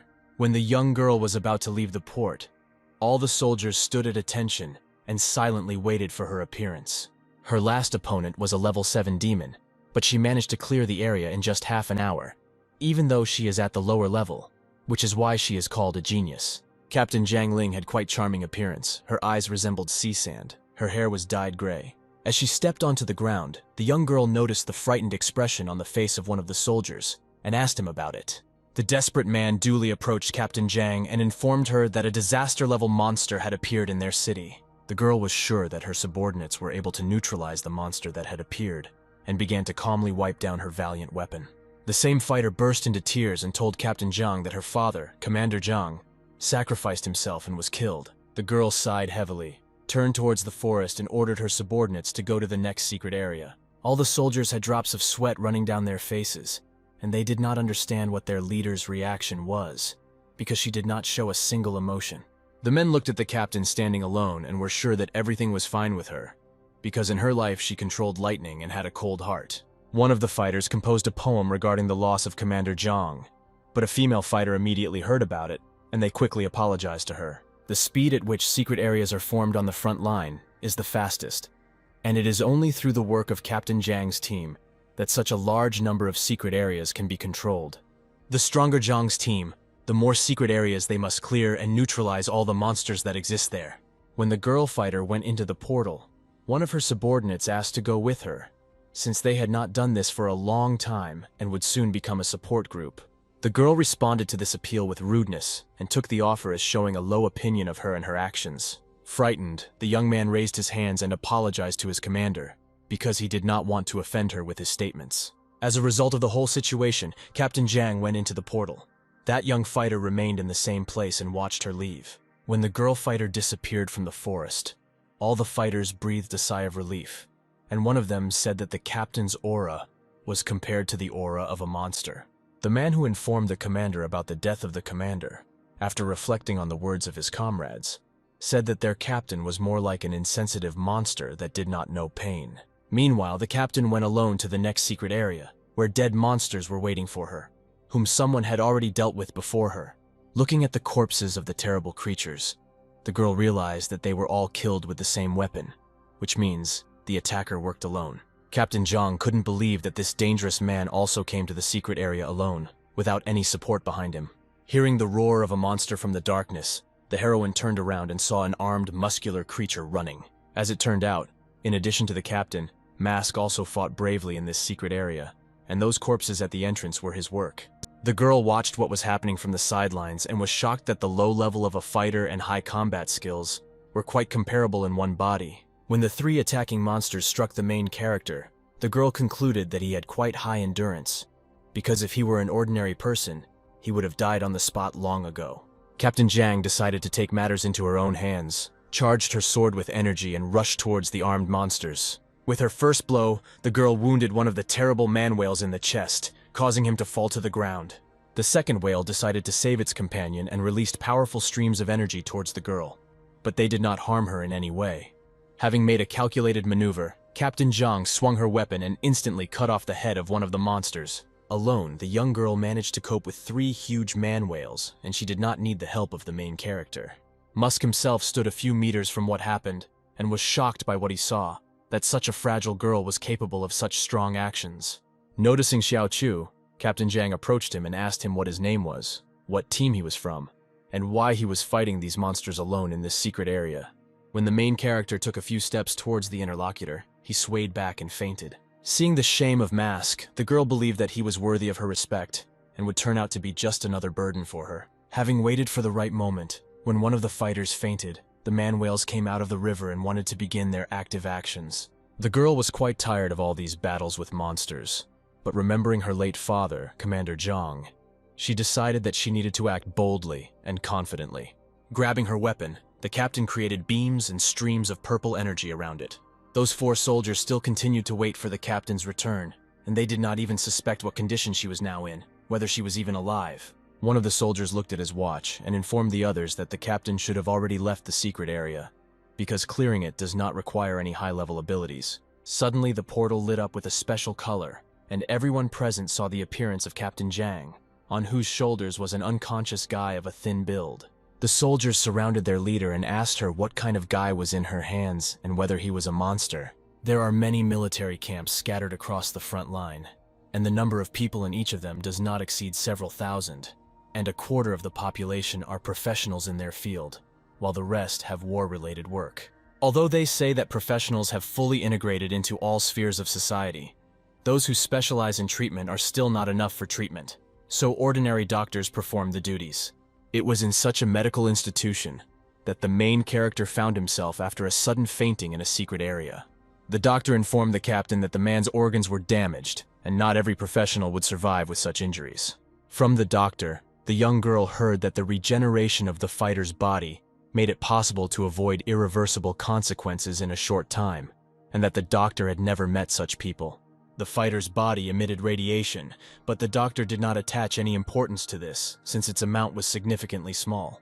The doctor turned to the girl and offered to hire high-level healers for the guy, but this is not necessary, since high regeneration will allow him to be discharged very soon.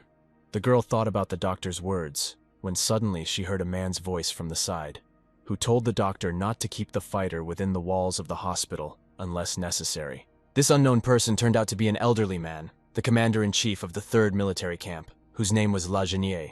The captain jumped out of her seat and greeted her teacher, and the doctor opened his mouth in surprise at the arrival of the commander himself. When the protagonist was transferred to the infirmary, the commander informed the captain that the consequences of the natural disaster incident had finally ended on a good note.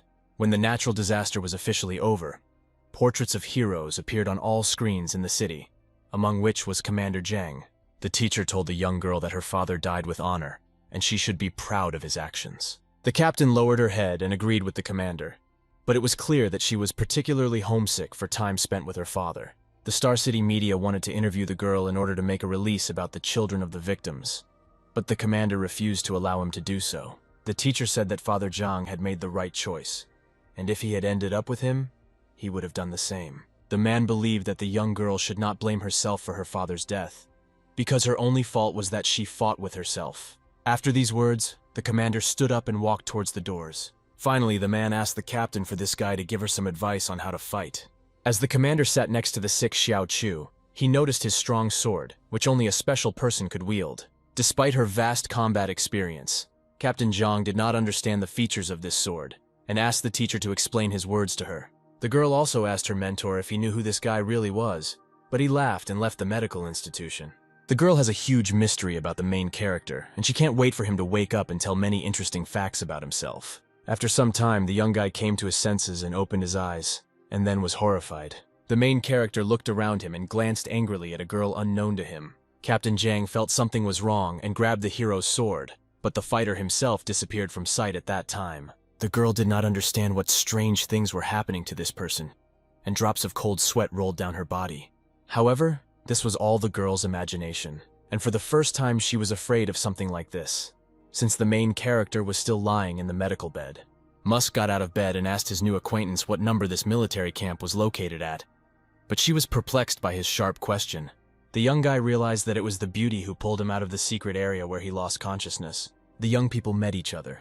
The fighter introduced himself by his real name, and after that there was deathly silence between the couple. The silence was interrupted by a voice coming from the TV, which accused Musk of being irresponsible to the people. The newscaster said that in the event of such an incident, Musk needs to volunteer to be the first to deal with such a phenomenon, and then he can meet the expectations of the entire people. Musk remained silent in response to criticism from the television program, and the girl said that the government was damn tired of her, since they were shifting their blame onto the defenseless Musk. The girl giggled and said that the government is using Musk for its own purposes, since they can blame all existing problems on him, and then hang all the responsibility on him. Captain Jang turned to the main character and allowed him to remain within these walls until his wounds were healed, and if he did not pose a threat to the entire camp. In case Xiao became a problem for the camp, Captain Jang would still be able to break all of Xiao's bones one by one, despite his good abilities. The main character was surprised by the words of the self-confident girl, and he said that she could not break all his bones, since he was too tough for her. The captain nodded and told the protagonist that she was looking forward to the day when she could fight him. However, the girl could no longer waste time on the sick guy because she needed to clear the next secret area. Captain Zhang's subordinates arrived at the door of the chamber, inquiring about the young guy and his origins. No one present, including the young lady, understood why the commander wanted to personally treat this guy. The captain told her comrades that she only knew about this young guy's name. When the girl fighter left the room, her subordinates began to discuss Xiao Chu, because this name seemed most familiar to them. Looking after the departing captain, one of the men concluded that the accumulated rage of this young girl would soon burst out. The conversation between two men in a strange sound, and when the fighters turned around, they saw Xiao Chu appear. Captain Zhang's subordinates turned to the main character and asked about his well-being and future plans for movement. Chu intended to go to the secret area, but the young people tried to stop him because his condition was unsuitable for this. The hero's heart merges with the great demon's heart, and therefore Chio's body craves the energy of life. As long as Mask destroys monsters, he can absorb their life energy and use it to heal his wounds. One of the fighters turned to the main character and asked if he had his own team, because without it, it was forbidden to enter secret areas. The other man was not against Xiao Chu going to the secret area, since his help there could benefit Team Zhang. After Musk left, the same commander-in-chief found himself in the hospital premises, and this alarmed the fighters. One of those present commented to the officer that Xiao's solo trip to the secret area was against all the rules, but he quickly put the guy in his place. As the commander-in-chief, the man explained to his subordinates that it was he who decided to send Xiao Chu, and there should be no contradictions in this decision. 4 strong guys stood up quietly and in a trembling voice informed the boss that they had no objections to his order. After clarifying the whole situation, the commander ordered the soldiers to split into 2 groups and go to the aid of Jiang Ling and this young man. Captain Zhang found herself in a secret location. Suddenly, she noticed 2 of her subordinates running after her, and she didn't understand why there were only 2 of them. The soldiers told the captain about the situation with the commander-in-chief and Xiao Chu, and they began to suspect that this guy was directly related to the general. The young girl did not understand why Xiao wanted to go clean up the territories immediately after waking up. 2 soldiers said that they felt sorry for their comrades who went after the crazy guy, but the captain said that Xiao probably adheres to his clear rules and principles. Meanwhile, the guys who followed Xiao Chu tried to find out from him how he was connected with the commander-in-chief, because he went against the rules for the sake of this campaign. The main character did not like this interrogation, and through clenched teeth he answered his interlocutors that he was in no way connected with the master. Having calmed down, the fighter told Xiao Chu that their commander-in-chief is a legendary man because his vision allows him to see even in pitch darkness. According to the soldiers, the commander has already reached the 9th rank and can now attend all important meetings where his vote will be taken into account. Stopping midway, the man said that their commander-in-chief fought face-to-face with Musk himself, and this requires high respect. The main character listened to the soldier's words and remembered the battle that happened to him a long time ago. When Musk did not yet have any reputation, he led 3,000 people and went to the front line to fight monsters. Countless monsters constantly attacked the fighting people from the sky, from the ground, and even from the water. However, an army of people, despite all the pessimistic views, proved with their own blood that humanity is capable of existing on this earth. The surviving soldiers of the army grew up to become powerful professionals, after which they gathered even more people, forming a front line to fight the monsters. Xiao Chu and his companions approached the portal to go to the next secret area. The fighters decided to follow Chu in order to cover his back in case of danger, because no one's blood had flowed from their weapons for a long time. There was no need for outside help at all, since Xiao Chu could handle it just fine alone. The main character loves such secret areas that are simply teeming with monsters, because with them, Chu loses control of himself and simply kills mercilessly.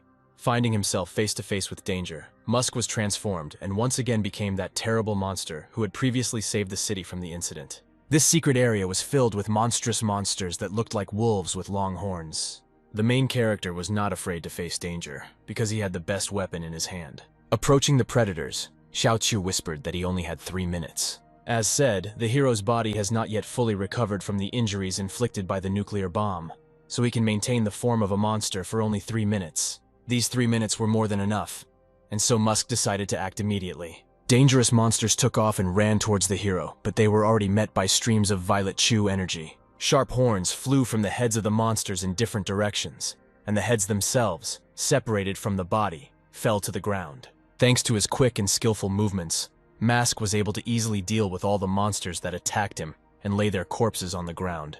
The bodies of the predators were covered with energy pollen, and instead of wolves, they turned out to be ordinary dogs. Later, the bodies of the monsters disappeared, and the energy pollen headed towards the main character. The greater demon's heart absorbs the life energy of these monsters to heal previous wounds. After such healing, the time during which the hero can maintain the monster form also increases. The companions were still standing at the portal and wanted to enter it to help the main character, but they were not sure that he was alive. The second man said that this guy cannot face someone strong, and he is probably now sitting at the portal and trembling with fear. When a confident Xiao Chu emerged from the portal, the soldiers closed their mouths and regretted all the words they had just said. From the speed of the guy's return, the fighters opened their mouths, because they could not understand how he managed to leave the secret area when the time limit had not yet expired. It suddenly dawned on one of the men that this young guy managed to fight the main boss of the secret area, and he confirmed his words. Musk told those present that most likely there was no boss there, because all the attacking monsters were very weak. The young guy handed the man sharp horns and asked him to create some arrows from it. Seeing what fell out of the monster, the men could not believe that the main character dealt with the monster faster than Captain Zhang, because her speed record is half an hour. The fighters concluded that in front of them was someone who was twice as strong as the captain. Musk did not listen to the empty words of the fighters and invited them to go to the next area. Also quickly, the main character dealt with all areas, and the soldiers did not even have time to blink an eye. When the captain and her crew appeared in the secret areas, they noticed that the area had already been cleared by some previous hero. In each area, Zhang's team came across traces of the same group, who overtook the girl and killed all the monsters. One of Zhang's subordinates said that they left the camp with Xiao Chu, and therefore it could not be him, because he could not clear the secret area so quickly. The man said that the only explanation left was that this was a very strong group that came from another military camp. The young girl was offended by the lack of success, but she reassured her subordinates by telling them that someone wanted to help them, and that was pretty good. Turning away from the fighters, the captain promised herself to return from the secret area and immediately find out which daredevil challenged her. After returning from the trip, each team reports on the results obtained during it and the things that happened to them. Teams earn valor points for their accomplishments, which can later be redeemed for various rewards at war camp, and the highest profile prizes include lessons with the commander-in-chief. Captain Zhang heard that one of the teams managed to clear 17 secret areas in just one day. The administrator of the military camp could not believe that 3 young men managed to clear so many areas, but the man proved this fact to him. The alarmed administrator asked the fighter to deliver evidence that it was they who cleared these areas, and not someone else. The soldiers opened the bag and poured out the bones, fangs, and valuables that remained from the dangerous creatures onto the table. Seeing all these objects, the administrator fell into horror, and drops of cold sweat began to flow down his face. The man told the soldiers that he was shocked by what happened, because even Captain Lin was not able to clear such a quantity in just one day. The bald man hugged Xiao Chu, and told the administrator that standing in front of him was a highly qualified professional in his field, appointed by the commander-in-chief himself. After thinking about what had happened, the administrator handed the task to the fighters and said that there was a 6th rank area in which 2 teams had already died. The man added that such superhuman abilities should help Xiao cope with this location in a couple of minutes, and he accepted this offer. Admiring Chu's success, the bald man informed everyone that this hero's strength was much higher than Captain Zhang's. The administrator trembled, changed his face, and told the desperate fighter that Captain Zhang was standing behind him. The young girl listened to all the words of her subordinates about Xiao Chu's successes and was extremely dissatisfied with this. Seeing Captain Zhang, the bald man trembled in horror and asked her not to take his words to heart. The main character grabbed the piece of paper and wanted to report to the captain about his results of the cleanup. The girl crossed her arms over her chest offendedly and asked the young guy if he really cleared them himself, and he agreed. The captain said that Chu was so confident even when he was bedridden, and now everything became clear. Musk realized that Captain Zhang was deeply offended by him, and he could only wait until the resentment went away on its own. The girl said that she had heard out of the corner of her ear that there was a difficult area of the 6th rank, and she decided to also take on this task. Desperate in her strength, the captain invited Xiao to find out which of them would be the first to kill the boss of this secret area. The girl took her subordinates and headed out of the building, leaving Chu and his companions behind. The bald man thanked Xiao for igniting the captain's competitive spirit. After looking at the sheet with the 6th rank secret area, the main character finally understood why the system wanted to bring him here. The hero also remembered one important thing that happened on the front line immediately after the incident with the Great Demon. While the young man was peering at the task sheet, one of the fighters was examining his face and weapon. The soldier finally realized where he had seen this young guy before, and he was horrified by the memory. That same soldier came to the 3rd headquarters of the military camp and reported to the commander that Xiao Chuo was the same person who slaughtered an entire company in the city of Dahe. The commander tried to explain that this could only be a coincidence, since the cities are far enough from each other, and the guy simply could not have ended up here. The young fighter said that he had been following Xiao all day, and his hairstyle and body structure were exactly the same as what was in the photographs. This soldier was also confused by the sword, which was identical to the one the criminal in Deus City had.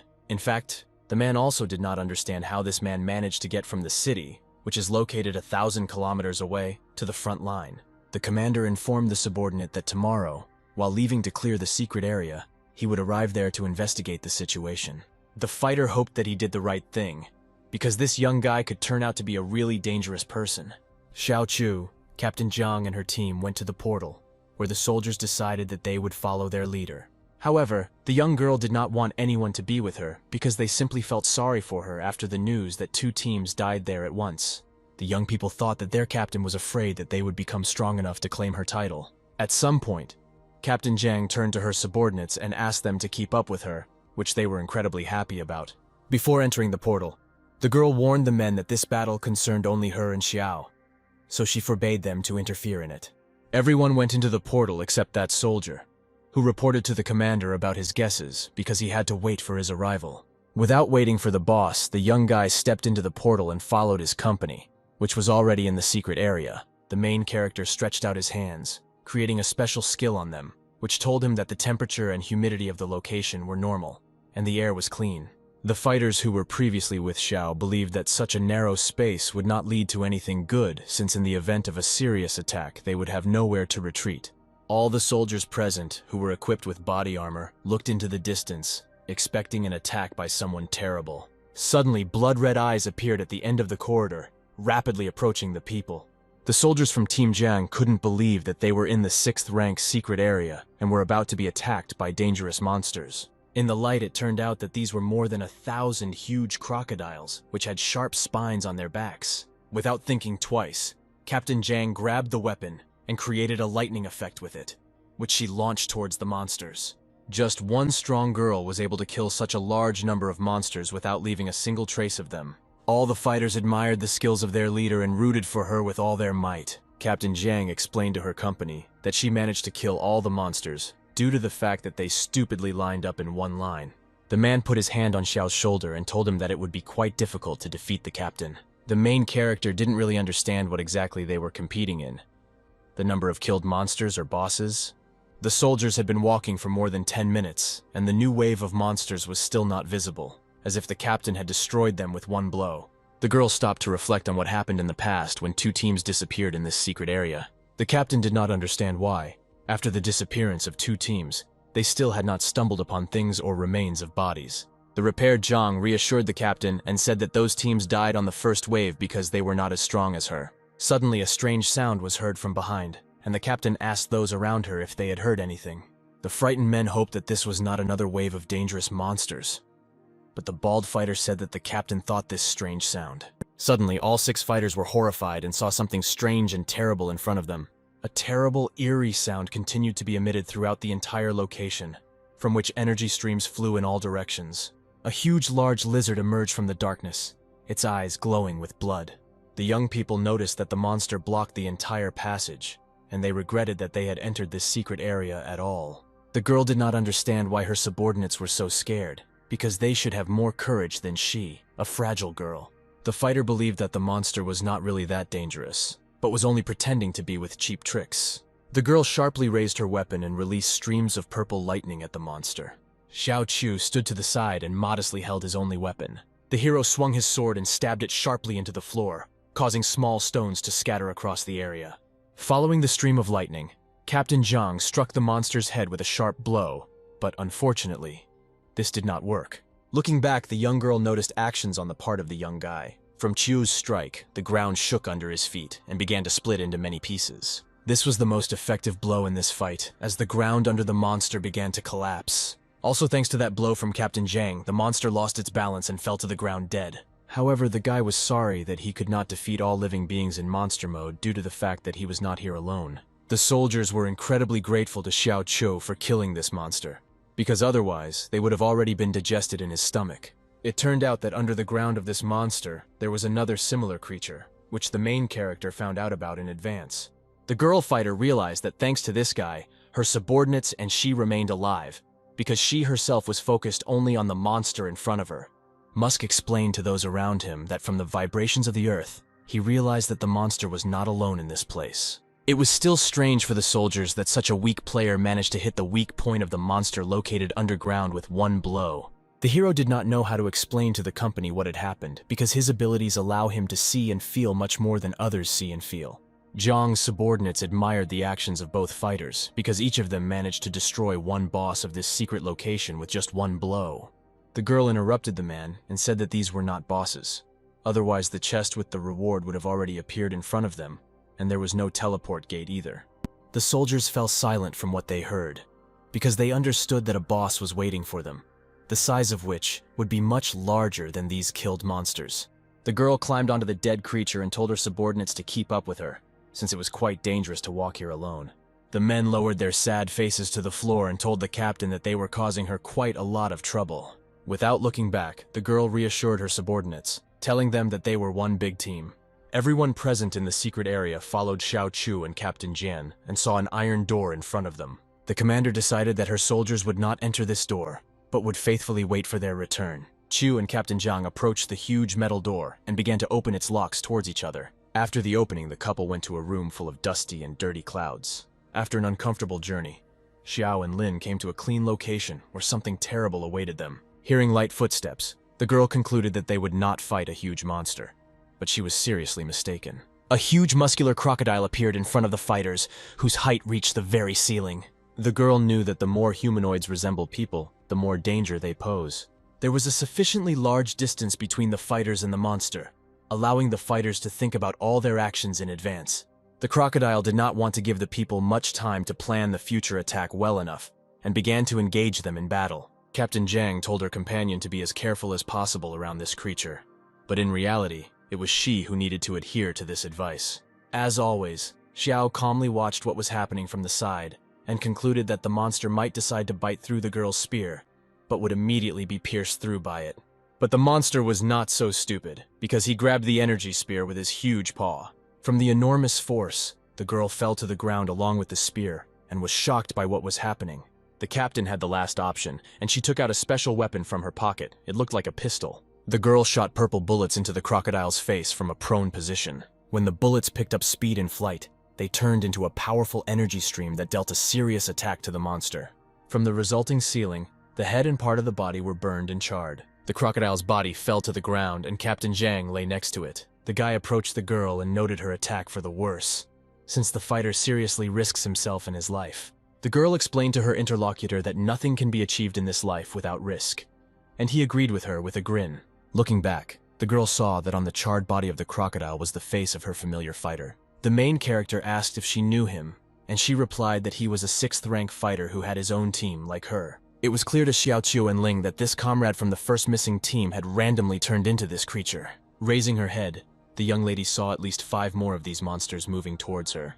Without hesitation, the young guy and girl figured out their roles and divided the attacking monsters between them. When the crocodiles began an active attack, Chu and Lin immediately rushed into a retaliatory attack. Finding herself close to the monsters, Captain Zhang swung her sharp energy spear at them. The shockwave and bright flash knocked the crocodiles off their feet and threw them back. The girl single-handedly managed to cut off the limbs and heads of 3 nearby monsters. Having lost her vigilance, the captain failed to notice that one of the predators was preparing a brutal attack from behind. Noticing the danger, the girl fighter still managed to maneuver and use a spear to repel the attacker. It was this bridge that was brutally killed by her hands, because she released all the insides from it and cut the torso in half. The heroine again realized that the killed monsters in the past were people, but now their powers were much higher than before. Having finished the fight, the girl turned and looked at Xiaoqiu, who was also actively trying to deal with the remaining monsters. The main character experienced exactly the same situation as the captain when a huge monster was behind him. However, the young guy immediately sensed something was wrong, and turning around, struck the crocodile in the chest. The entire room was filled with the corpses of monsters, which were cut into many small pieces by the fighters. After the battle, Captain Zhang informed her companion that these monsters were past professionals who had come here to clear out the secret area.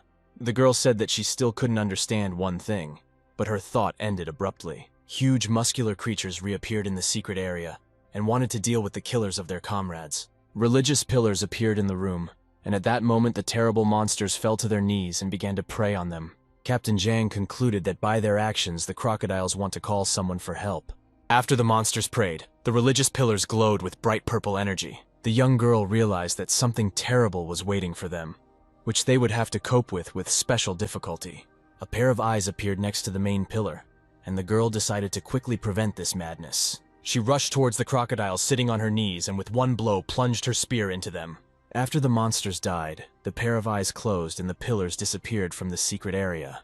After what happened, the girl turned to Chu and asked him who these creatures wanted to call, but he pretended that he did not know the answer to this question. In fact, the main character knew that it was a demonic god living in the void, and the only thing he looked at was Xiao. The main character and the demonic god can be called old acquaintances who met in the past. When Xiaoqiu and Captain Zhang emerged from the portal, 4 loyal soldiers were waiting for them. The men surrounded their leader Jiang Ling and began asking her about the appearance and size of the main boss whom they had killed with Xiao. The girl did not want to answer the stupid questions of her subordinates and wanted to return to the camp to tell the commander about everything. The soldiers looked at each other and did not understand what had happened in the secret area. The sound of a cane was heard from the side and everyone saw the commander to whom the captain was going. This time the commander-in-chief was not alone, but behind him stood a horde of armed soldiers. One of the frightened members of Zhang's team asked the boss why he had come here with a law enforcement group. The commander bowed respectfully and asked the men not to worry, as this did not apply to them. After this, the boss approached Xiaoqiu and whispered that this was directly related to him. The man closed his eyes and asked his interlocutor if it would be better to call him the Butcher from Days City. The captain's team and Lin herself were shocked by the words they heard, except for the fighter who reported to the commander-in-chief. Captain Zhang's soldiers stood up for their new comrade and informed the commander that this man was not capable of such cruel acts. The 4th fighter speaker came to the center of the conversation, informing everyone that with his observations, he had long ago proven that this was the same criminal.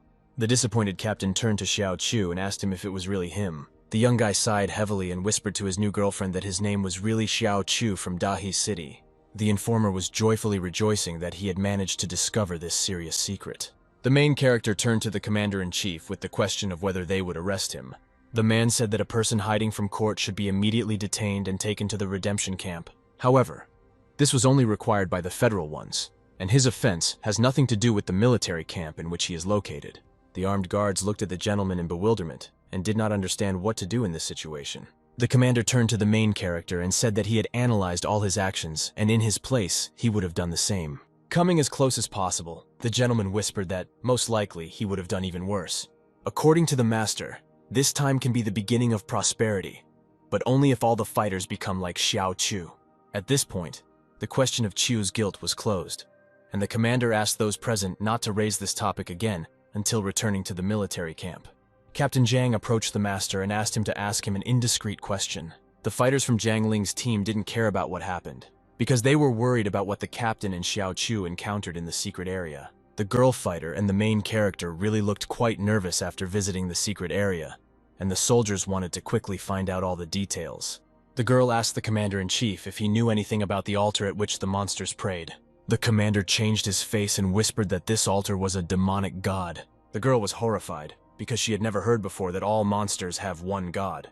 The master explained to his student that on the front line, many teams are killing monsters in secret areas, but the creatures have not yet broken through their attacks, since the very source of all the monsters has not been killed.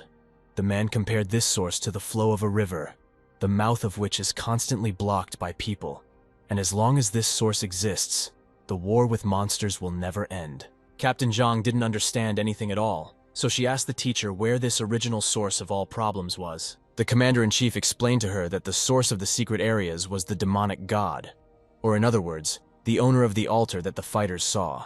The monsters in the secret areas that the heroes spend so much effort clearing out are just grains of sand in the large system in which all the monsters live. In fact, the number of monster gods who died at the hands of people is much greater than it might seem, so the meaning of fighting them is quite great. The commander remained silent, and later told his assistant that there was only one person capable of killing the demonic god, and the girl immediately understood who he was talking about. Captain Zhang learned from her teacher that after she saw the altar, the monsters might rebel, and there would be a breakthrough. The appearance of the altar means that God is gradually awakening from his sleep, and in the event of a breakthrough, monsters will fall from all sides. The girl was scared, because even in the presence of Musk, the number of victims was difficult to count, and now in his absence, it is impossible to imagine how many would be killed. Convinced of the bad state of affairs, the commander ordered the student to no longer clear the secret areas from that day on, and asked her to deliver his letter to other military camps. As a caring commander, the man asked the girl to rest during these couple of days, while such an opportunity was provided before a serious battle. Through all her pride, Captain Jiang whispered that she was not tired of working, and that she liked to cope with all the difficulties. The commander did not even listen to the student's opinion, and ordered her to take Xiao Chu with her while she delivered letters to the camps. After revealing Xiao Chu's secret, the master decided that he should change his appearance and asked the fighters to prepare a mask for him. Captain Zhang went on a trip to the camps with her loyal soldiers and Xiao Chu. The main character was given a mask that hid part of his face, which had scars from battle wounds. The soldiers, who were sitting on the floor playing cards, asked Xiao how he felt about riding on the front line's signature armored train. The man was sure that their train was the most reliable vehicle on Earth that could travel anywhere. Judging by the situation, the bald man was the only one who was so positively disposed towards the main character. One of the soldiers was angry that the commander-in-chief sent them on this trip instead of conveying valuable information via communications. The fighter explained to his comrade that sending a secret document by train is much safer than via the internet or anywhere else. The second fighter continued to stand his ground, since he believed that the monsters would still not be able to listen to the radio through which secret information would be transmitted. Suddenly, a noise was heard outside the window, and throwing down their cards, the soldiers of Jiang's team rushed to the window of the branded train. Outside the train window, a military vehicle with 3 soldiers was moving at exactly 7 o'clock. Frightened by the strange people, a crew member climbed onto the roof of the train and grabbed a machine gun. The men and the captain concluded that due to the slowness of clearing the secret areas, the monsters broke out. If you do not clear the secret area within a certain time, the monsters will break its seal and break out, which is why 100 years ago a huge number of monsters appeared all over the world. The men in the car drove as quickly as possible and kept looking back. Suddenly, one of the soldiers grabbed his bow and aimed at the moving monsters. These monsters were the same wolves, whose huge eyes were filled with blood. The man, who had already killed about 30 monsters, was angry at the government because they pretended not to know anything about the monsters breaking through. The armed soldier shouted to those sitting in front of the car that he was out of arrows. After calling for help, the fighter looked back and realized that death awaited him, because a terrible monster was already flying towards him. An energy bullet flew from behind the desperate soldier, and upon contact with the monster, a powerful explosion was created. Looking around, the young guy realized that reinforcements had arrived, but he still did not know who it really was. It became known that the fire was coming from the machine gun of the armored train. After killing the creatures, a man from the team began shooting at the car's tires. The truck began to skid and the men had trouble controlling it. Suddenly, a flying monster appeared in the secret area, which resembled a huge hawk with a dragon's face. The flying creature landed a few meters away from the fallen soldier's car, which meant that Zhang's team saved the lives of these soldiers. The next shots from the armored train flew straight into the face of the dangerous creature. When the monster fell to the ground, the soldiers carefully climbed out of the car. The young fighters finally realized that the people from the armored train did not actually want to shoot at them, but only save them from a huge predator. Captain Zhang gave the command to slow down the train, and her entire horde of men rushed to attack the new wave of monsters.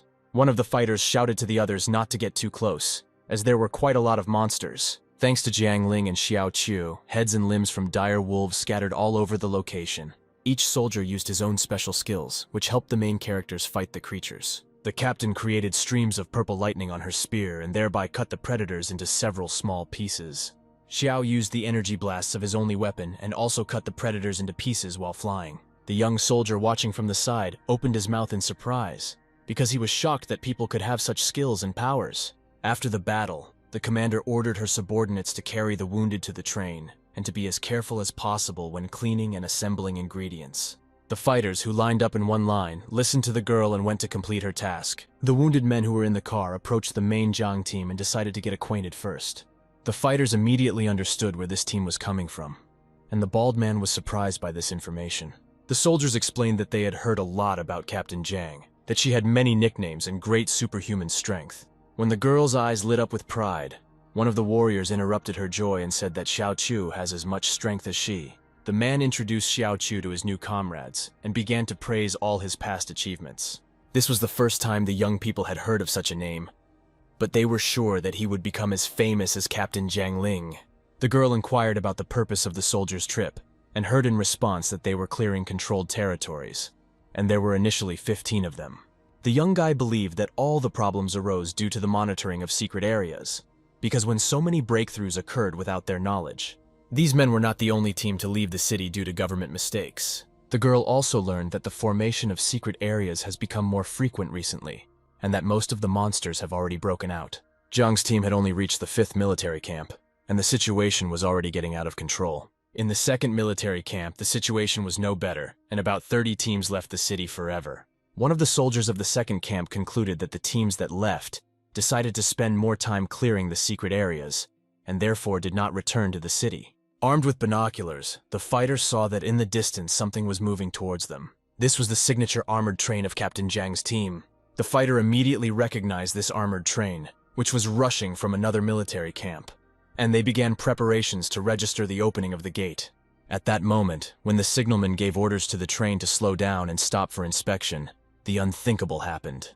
The guy held red flags in his hands and looked ahead in horror. The train did not stop and came straight to the walls of the camp, stopping at the feet of the soldiers. The train's upper emergency hatch opened and a bloodied man climbed out. The soldiers who met the train immediately recognized this man, calling him a professional. The man was lying on the ground and had a bloody dagger in his hand. The man rose to his feet and instantly turned into a huge yellow insect. It turned out that the train cars were filled with nasty flying insects. The men near the building were unarmed, and they had to take the blow first. Seeing the invasion of these creatures, a young guy who had a machine gun that fired several hundred rounds per second came to the aid of the guards. The insects fell to the ground one after another and splashed blood in different directions. There was a wild commotion over the roofs of the 2nd military camp because of these huge flying monsters. Separate buildings were engulfed in flames due to collisions with some insects. It was not clear why the stranger caused this chaos and dressed himself in a monster costume. It turned out that it was a completely different train, and the real branded armored train, led by the captain, was just approaching the military camp. One of the soldiers was frightened by what was happening around him and began to ask the boss about the monsters. The girl fighter, as well as her subordinates, wanted to believe that the stupidity of the monsters would not allow them to attack defenseless people. Deep down, the girl feared that a breakthrough from monsters could lead to the death of even 9th rank professionals. When the train began to approach the 2nd military camp, the captain saw clouds of smoke in the window. Everyone on the train was shocked by what they saw, because they did not understand what was happening in the 2nd camp. The soldiers of the 2nd camp radioed to the approaching train that they had been attacked by monsters and were in a state of emergency. After reporting the danger of the situation, the soldiers of the second camp asked to come to the rescue. One of the soldiers on the armored train told those present that the commander-in-chief of the second camp was killed in that fierce battle and the second military camp fell. Despite the seriousness of the situation, the anxious captain still decided to go to the second military camp. The bald man tried to stop her from making a rash decision because the camp had already fallen anyway. The girl explained to her subordinate that they were going there to save the survivors. One of the young fighters was furious with what was happening, as he believed that in Musk's time everything was different and calmer. The other guy chuckled at him, saying that the monsters must have found out that Mask was missing from this city. The bald man decided that now was the time to lighten the mood and said a fun fact. The soldier drew the attention of those around him that Xiao Li was now also wearing a mask and looked very similar to Mask. All the men began to mock the main character, and Musk himself patiently listened to their statements. Despite the jokes, one of the fighters still hit the nail on the head when he said that Musk was actually working undercover and was now next to them. Having suffered the shame of jokes, the main character opened his mouth and made it clear to those around him that he really was Musk. All the employees who were in the carriage approached the mask and expressed special respect to him, but Captain Zhang thought that these were all fairy tales. After all the conversations, the fighter girl turned to Xiao and said that very soon they would find out whether he lived up to this name or not. As the train approached the second camp, the captain looked out the window and saw an infestation of insects. Nevertheless, a large group of people managed to escape from the terrible monsters and desperately called for help from the people from the signature train. The survivors were armed with the first objects they found, and angry insects flew over their heads. When Captain Zhang's team exited the train cars, all the insects immediately cast their gaze in their direction. Without thinking twice, the main girl of the team took out her special pistol and shot energy bullets at the colony of monsters. When the energy streams reached the bodies of the insects, they immediately cut them into pieces. The captain created energy lightning on her spear and launched it at the remaining monsters with all her might. The blow with the spear was completely accurate and well-aimed, because in flight it was able to cut apart quite a lot of insects. Thanks to a bright flash, many insect bodies burned alive and fell to the ground. All the surviving people sat down on the ground and thanked Captain Zhang for their timely rescue. One of the group that escaped from the camp persistently recommended that the girl not go to the second camp, since even the commander himself died there. The one who killed the camp commander was humanoid in appearance and over 2 meters tall. The man grabbed his weapon, stood up, and asked my lady not to commit suicide. Captain Zhang Ling did not listen to the soldier's words and pointed his sharp spear in his direction, which made the bald man immediately feel fear for this man. The commander informed her subordinates that these fighters were prisoners of the camp who escaped. Judging by the reaction of the escaped trio, the girl hit the nail on the head. The men tried to justify themselves in the eyes of the heroes, explaining that none of this mattered. Looking around, the girl fighter concluded that these escaped prisoners killed the professionals who were accompanying the civilians. The escapees had a whole arsenal of weapons in their hands, but they didn't even know how to hold them correctly. According to the main woman, one of the prisoners was wounded on the ear during a fight with the one they brutally killed. The men looked at each other sharply and immediately rushed towards Team Zhang, holding various types of weapons in their hands. With one flick of her spear, Captain Zhang decapitated the bodies of the escaped prisoners. One of the prisoners made the right decision and ran in the opposite direction. He wanted to take civilians hostage in order to survive and not be killed by the hands of a fragile girl. This prisoner also suffered a special fate. His head, separated from his body, rolled at the feet of the civilian population. One of the captain's team told the girl that he did not remember that there were such prisoners in the camp. The cowardly guy approached the lady and asked if there would be a trip to the second camp, but she replied that it was too risky to go there now. The operator of the armored train informed others that their fryer had stopped working because they were constantly traveling at full speed. Unexpectedly for everyone, from the crowd of civilians, a young girl offered her help in working with the mechanisms. A moment later, the fryer started working again, and black smoke came out of the chimney. Everyone present opened their mouths in surprise that a very young girl could handle the heavy mechanism so easily and quickly. Captain Zhang turned to the student and asked her name.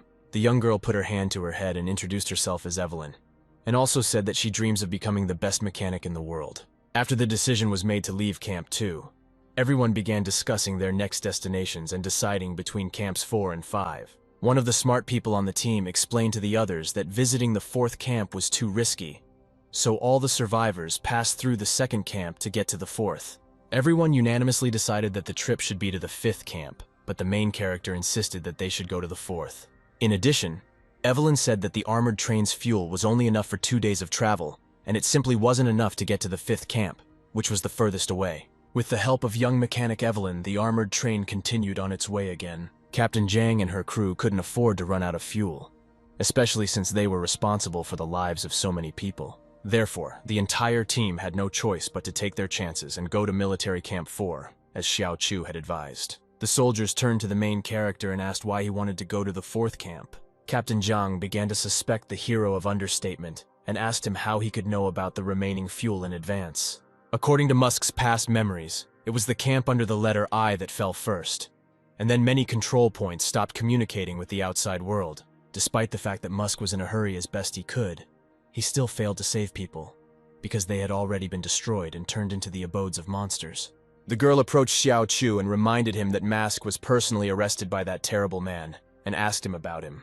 The man finally stopped hiding his real identity and told his interlocutor that the man was too righteous. At this time, in the camps, flying monsters gradually destroyed civilians. The main monster sat calmly on a stone and read a newspaper, which contained news of the daily life of certain corners of humanity. The dangerous creature wanted to deal with every person on this planet. The flying monster strained its wings and flew to other territories to destroy people. All the small insects finished massacring people and flew after their commander. The civilians who were in the branded train trembled with fear and clutched their children to their chests. One of the soldiers turned to these people and said that they would not encounter monsters as they were being led by a professional guide. The fighter finished his speech, looking out the window and saw black smoke remaining from the fire of the 2nd camp. Civilian men intervened in the soldiers' thoughts and reported that this was not smoke, but an invasion of monsters. Near the train, there really was an infinite number of insects, at the head of which was a human-sized individual. The bald man immediately turned to Captain Zhang, but she clearly saw what was happening with her own eyes. Inside herself, the girl fighter doubted her abilities, since this huge individual could destroy the commander of the 2nd camp.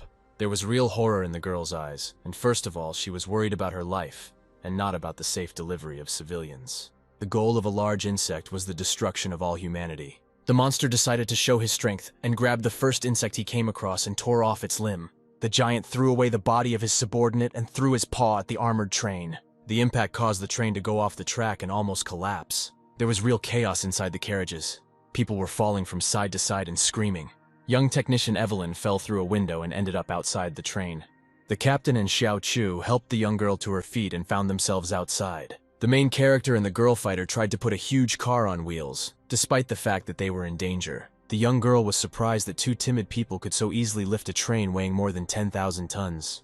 All the citizens and soldiers who were inside the train breathed a sigh of relief and began to hug each other. When the team got out of the train, the commander ordered all his subordinates to guard the train so that it would not be captured by monsters. Even the young mechanic had a task, because the mistress ordered her to repair all the damaged wheels and check the train for any malfunctions before setting off further. At such a dangerous moment, the lives of civilians mean little, but the team could not possibly lose the armored train. Only by saving the strong first do fighters have a chance for a great future. Zhang Ling created streams of energy lightning on her spear and met the first wave of insects. Captain Zhang was not afraid to fly towards dangerous monsters and cut them into small pieces. The captain's subordinates doubted that she was only 6th rank, because the forces were for a significantly higher rank. One of the soldiers clarified that even an 8th rank professional could not do something like this with such ease. The bald man said that soon the captain's rank would indeed change, since she deserved more. 3 additional wings appeared on the back of the main insect. The civilian hero pointed out this creature and informed the military that it was he who killed the commander-in-chief. Xiao Chu and Zhang Ling grabbed their weapons and decided to attack the main insect. The monster calmly stood aside and folded his hands on his chest, because none of their attacks harmed him. In fact, the main monster used the afterimage skill and was already away from her at that time. While the girl was pondering the power of the creature, she suddenly received a kick and found herself on the ground. The anxious soldiers became nervous and began to shout for the captain, but she was not distracted by their call. The terrifying muscular monster was flying straight towards her to deliver the fatal blow. The insect created a stream of special skill in her hand, but the girl managed to come to her senses and repel this attack. The creature's sharp hand was a few centimeters from the heroine's eyes. Xiao Chu still managed to react and intervene in what was happening, thereby saving the life of Captain Zhang Ling. From the powerful blow of the main character, the monster flew back several meters and cut through many trees with its flight. The girl fighter was shocked by such strength and power of the young and fragile guy. Xiao Chu ordered his companion to deal with the remaining monsters, and he himself decided to take care of the safety of the main individual. The guy went to attack a large insect, and the girl, following him with her gaze, whispered to him not to dare to die. When the huge monster landed on his feet, he immediately saw the main character walking towards him. Sniffing, the large individual told the fighter that it smelled like the same monsters as him. Xiao Chu turned into the image of a terrible monster and told the insect that now he would fight him on equal terms. As soon as Xiao Chu turned into a monster, the insect's heart flashed with an unusual experience. Since the creatures had already met each other before, the insect decided not to waste time and attack first in order to increase all chances of survival. With all its might, the predator dealt a direct blow to Xiao Chu's face. The main character used a special skill and cut the creature's body into pieces with one blow. Xiao defeated the monster and received the skill of the god of the changing mind as a reward, and the second stage of the evolution of the monster's blade began, and he received new abilities. The blade can now transform into a flock of ravens that will rain down on enemies, sucking all the blood out of them. The main character was glad that his only weapon became stronger and increased its level. The devoted soldier reported to the captain that they had killed all the flying insects, and none of the people on the armored train had been hurt. The men did not understand where Xiao Chu was, and the bald fighter was sure that he would not sacrifice himself for everyone. The girl began to worry about her comrade, but the cowardly soldier joyfully shouted that he saw Chu return. The victorious protagonist walked with a calm gait between the lush trees. The man approached the hero and asked him about the fight, but he only replied that he managed to kill the boss. The man got nervous and concluded that this young guy's rank was higher than 7th, since that monster had exactly that rank. After defeating the monsters on the train, they began to provide first aid to all the victims. Captain Jiang Ling and Mask were left alone, and the girl thanked him for saving her, but it was to no avail. The speed at which the soldier's strength increases defied the logic of a girl fighter, because only the legendary Mask had done this before. The conversation between the two experienced fighters was interrupted by the appearance of a young mechanic, who reported that radio communication with all the camps had suddenly been cut off. The girl added that she thinks that the problem is definitely not in their equipment. The mechanic had a feeling that something was trying to jam their signal from the outside, so they could not send and receive a message from the outside world. It was clear that the armored train was isolated from the environment, and this greatly alarmed Chiu. The main character has received a new task, according to which he needs to destroy a new influx of monsters that will cover the entire territory. The team received a radio message from Camp 4, which was strange because yesterday the radio equipment really couldn't pick up a signal with them. The mechanic went to the radio and reported to Camp 4 her situation and her location. The tower of the 4th military camp received messages from the train and told them to head to their camp to protect themselves. The young girl turned to the captain and asked her to make a decision about sending the train to the 4th camp, where they could replenish their fuel supplies. The military was determined that now they would go to a quiet place where they could have a good rest and civilians could start life with a clean slate. Suddenly, the radio began to shake again, and a warning message was issued from it, warning the train not to trust messages from the 4th camp. Everyone present fell into a stupor from what they heard, because, as reported, the 4th camp had long been ruled by monsters. The young girl could not understand how monsters without intelligence were able to use radio equipment and imitate human speech. There had been too many cases of monsters imitating humans before, such as the ones in the sanctuary and that huge humanoid insect. The captain grabbed the radio and contacted the other camps, so that they explained the entire situation with the 4th camp. The radio reported that 2 days ago, there was a breakthrough of monsters who were strong and smart enough to deceive the survivors. Survivors reported that 3 8th-rank professionals were killed in this battle, and the commander of their military camp was also killed. People passed on their coordinates, where they set up a temporary shelter, and again asked not to trust the messages of the 4th camp. It was not clear which of the messages to trust, because it is quite possible that the message about traps is transmitted by intellectual monsters. The stupid soldier suggested that the captain go to a temporary shelter, but the girl was sure that the 4th camp could not be captured so easily. All the civilian men were of the same opinion that the temporary shelter was a trap, and the main city of the 4th camp did not actually contain monsters. The captain listened to everyone's opinion, and was at a crossroads. She did not know what decision to make. After everyone had spoken, the girl fighter turned to Xiao Chu and asked his opinion on the current situation. The man stood up proudly and informed everyone that they should not go to either of these two places because they were both traps. The reason why the front line fell so quickly in Xiao's past life was because some monsters had intelligence and cunning. Led by the monsters, they came to the point where the monsters were able to deceive people into enslaving them, turning them into devoted slaves. According to the protagonist's memories, the 4th military camp never fell at the very beginning, and it was supposed to hold out until humanity struck back. Apparently, due to the absence of Mask in this world, control over the demonic gods decreased, and this led to a large-scale war that did not exist in the previous life. As soon as the train reached the indicated coordinates, the heroes actually saw a camp built by the surviving people. Those who came out to meet the arriving savior soldiers were precisely the survivors of the fourth camp. But there was one problem with the whole situation. They had already become tame dogs of the monsters, which forced them to pretend to be ordinary people in order to lure other troops to them. However, in the past, even before they attacked, Xiao Chu killed everyone. Although the fighters managed to clear the entire camp, when only a quarter of the members of Evelyn's group arrived, they were immediately killed by the enemy. It was unclear what was actually happening in the fourth camp, since they completely turned off radio stations and other communication systems. The girl turned to her companion and asked him if the monsters had really managed to grow smarter before our eyes and acquire human intelligence, and immediately received a positive answer. Unlike other gods, this one decided to kill humanity with its own weapons, using the mind and intelligence of ordinary people. It is extremely difficult to detect among ordinary people. In his previous life, Xiao Qiu fought to the death with the monster gods in the void, but this one never showed his true form. The captain noticed a powerful sword on the young guy, and learned that it was a gift from his friend. In fact, the main character killed his friend when he was suffering from an incurable disease. Suddenly, one of the military men called Captain Jiang Ling and asked him to look outside. Armed with binoculars, the captain saw a large horde of huge monsters, which were of different types and different sizes.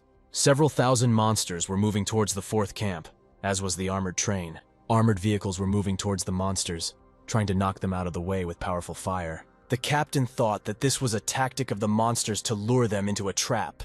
When the train stopped, the bald man shouted to those in the car that he was glad to have those on their side. When the man approached the car, the armed soldiers drew their weapons and forbade him to move. Captain Jiang and her entourage were frightened by what was happening, because there was something incomprehensible and terrible. A young guy emerged from the car with a huge sword over his shoulders. The bald man wanted to discuss an incomprehensible moment with this guy, but he immediately grabbed his weapon. That guy decided that traitors were standing in front of him, since they arrived from the same side as those monsters who didn't even touch them. Unexpectedly for everyone, the captain's teacher appeared from the side and asked the young guy to put away his knife. The man no longer looked so positive because his entire body was covered with deep wounds and blood.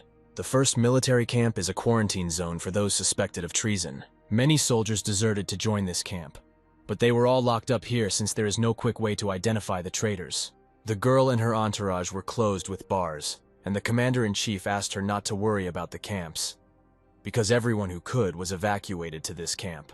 The girl learned from the teacher that they left traps to cause certain difficulties for the monsters. On his way, the commander also encountered traitors who stabbed him right in the back using deception. The man asked his old acquaintances not to be angry with him because of the temporary ban, since this is a normal formality in safety. Captain Jiang wanted to clarify with the teacher why the monsters gained intelligence, because of this, losses on the front line increased significantly. The man explained that the changes are due to the monster gods who are the source of all these creatures. Captain Jiang and her team will be under observation for a few more days, and once the military camp realizes that they are okay, they will be assigned a new mission. The fighter's isolation cell was not bad enough, as it was equipped with a TV and 2 soft beds. The main character looked at the military map and concluded that there is a dormant volcano near this camp. It was reported on TV that due to a certain influx of monsters, the government delivered the 5th batch of supplies to the front, and the Federation members themselves decided to go to clean up the territory. Members of the Federation publicly explained to everyone that the situation is completely under their control, and the Federation is quite prepared for these events. The girl was angry that the government was showing off in front of the cameras, but she liked that they were going to the front line with rank 8 skills. Unexpectedly for the main characters, an order was received that their quarantine was lifted, and they would be appointed squadron commanders on the front line.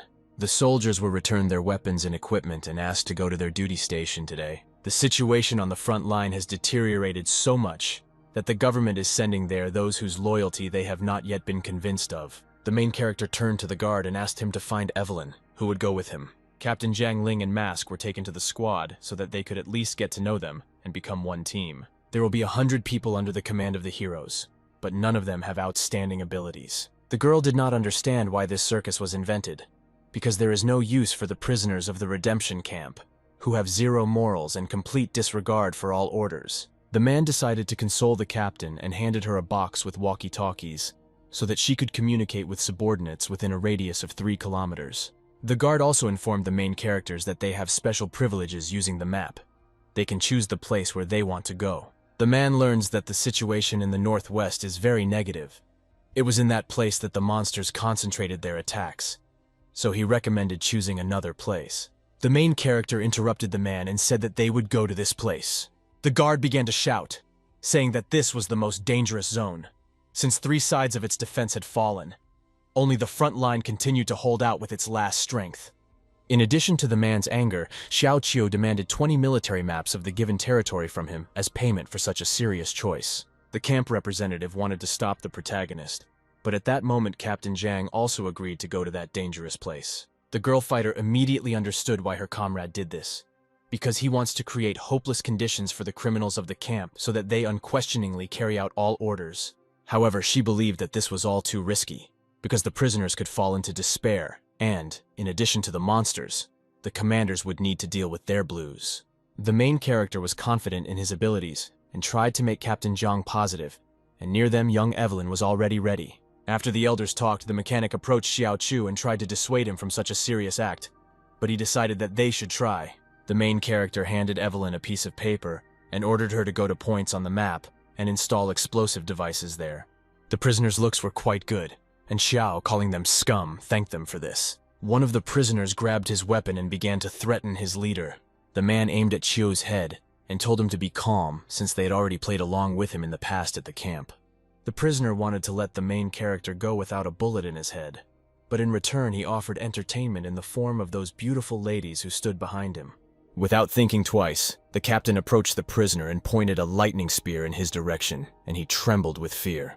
The girl pierced the attacker's chest and he ran back, choking on blood. The same prisoners did not know how to behave in such a difficult situation. Captain Zhang created streams of purple lightning around herself and warned the others to be quiet. The main character added that in case of disobedience, every prisoner will die at his hands. Xiao also warned the men not to think about escaping, since 3 sides of the world are surrounded by monsters, and one is guarded by a powerful army. Hearing strange sounds, young Evelyn grabbed her binoculars and looked into the distance. The girl saw powerful explosions and columns of military equipment, and how one huge monster bit off the head of one of the military. Frightened, Evelyn informed those around her that the defense had fallen under the onslaught of monsters, and they were now completely surrounded. The prisoners became agitated and shouted at Xiao Qiu not to drag them along to certain death. The hero showed joy to the prisoners and said that now they have no chance of escaping, so they will fight with him against the monsters. Only by following orders can all men survive, creating a miracle with their own hands. The main character came to the most important stage of preparation for battle, and asked the prisoners to divide into groups of 10 people, and allowed each group to report and obey only him. The men obeyed and divided into teams, each of which was given a walkie-talkie, which they were told to keep until their death. Young Evelyn reported to the commander that she had figured out how to plant explosive devices, and would soon go on a mission group. Suddenly, the hero's radio began to shake, and Group B, who had gone to the northwest, reported to him that they had encountered a bunch of monsters and would not be able to hold them off until the end. Xiao ordered them to immediately retreat back and report this to the people in other camps so that they could send a plane to evacuate them. Alarmed, Xiao Chu concentrated his groups and ordered them to use tactical grenades. The prisoners had no time to escape, since a few meters away from them there were huge monsters that looked like rhinoceroses. It turned out that the commander gave the wrong command to a group of prisoners and sent them to the place where the monsters were located. When the yellow fighters approached the river to escape the monsters, they saw a new wave that looked like skeletons. The men were not sure that these were monsters, since they looked quite calm. As a result, the prisoners did not figure out who it really was and simply threw grenades at them. Many explosions occurred, but not a single creature was harmed by them, and they continued to attack. After all the explosions, the monsters discovered that the people had fled the detection site and gone in an unknown direction, which made them very angry. Xiao continued to command the group and ordered them to use remote mines a couple of seconds after hiding. Each group of prisoners did not remain without the attention of the commander and constantly received his precise instructions. As a result, 2 groups of criminals ran towards each other, followed by waves of monsters. Other groups watched what was happening and did not know whether they would survive this battle or not. The prisoners did not understand how Xiao Qiu could miscalculate the place where they should all meet, because this was supposed to be the safest place in the secret area. One of the prisoners, who had a stupid face, told his comrades that they must follow the commander's orders in order to stay alive. The fighters approached the cliff, and at Xiao's command, they threw grenades towards the monsters, and this was quite effective. As soon as the groups from the redemption camp completed their mission, they returned to the top, not in full strength, but in 2s and 3s. After which, according to Xiao Chu's plan, the explosive devices that were placed near the volcano were detonated by Captain Zhang. A powerful explosion led to the fact that the rotor of the extinct volcano was completely destroyed, and at the same moment, a large amount of water gushed out from there. In an instant, the monsters that were near the volcano were swallowed up by the unstoppable flow of water. The prisoners, Xiao, Evelyn, and the commanders were happy with this outcome of events, and Xiao Chu's ingenious miscalculation of all the nuances. Just as the generals at headquarters were shocked by the speed and capture of the front line by the monsters, they received news that the main enemy forces in the northwest had been successfully contained. And when the government found out that it was a group of criminals, they were even more shocked. But still, they decided to attribute this victory to a proxy of the state who did not contribute anything throughout the entire battle. But still, the government decided to send a rescue plane to pick up the prisoners who were at the volcano, and when they thought that their sentences would be removed or reduced, they found themselves behind bars again. Later, the prisoners learned that no one appreciated their services, which provoked riots in the camp. Armed soldiers killed all the rebels for the coup attempt. In the first military camp of the commander-in-chief's residence, rumors began that some unrest had occurred in the prison. The army commander said the killing of the prisoners was inevitable because their return to freedom could bring more problems. The Federation secretary was angry about what was happening and hoped that this would not happen again in the future. The commander asked the man that, according to rumors, he had arrived with a special weapon. The chairman said that everything is going according to plan, because this weapon is already on the front line and is actively fighting with monsters. Indeed, these weapons were on the front line in the hands of professional specialists. When the professionals were ready to repel the attacks of a wave of monsters, one of the soldiers announced that special support had arrived and they needed to leave their positions. In the secret area, a formation of huge, muscular fighters, brought by specialists, appeared on the front line. After checking the equipment, specialists allowed each professional to go to the front line. Before the fight, each fighter injected a special injection into his shoulder, which was supposed to somehow help in the fight. Indeed, the injection produced a special effect, instantly increasing the muscles of the fighters. The men ran towards the monsters, and there was not a drop of fear in their eyes. Ordinary soldiers were surprised that such strong people came to support them. From the hands of each fighter, limbs, heads, and liters of blood from killed monsters flew in all directions. The army of muscular soldiers was surrounded by the largest specimens of monsters, but they could not even get close to the fighters. The main soldier asked the specialist to stop this madness, since very soon these crazy fighters would die. The man explained to the young soldier that this is the only way these men can show their strength and power, and they are not afraid of any murder.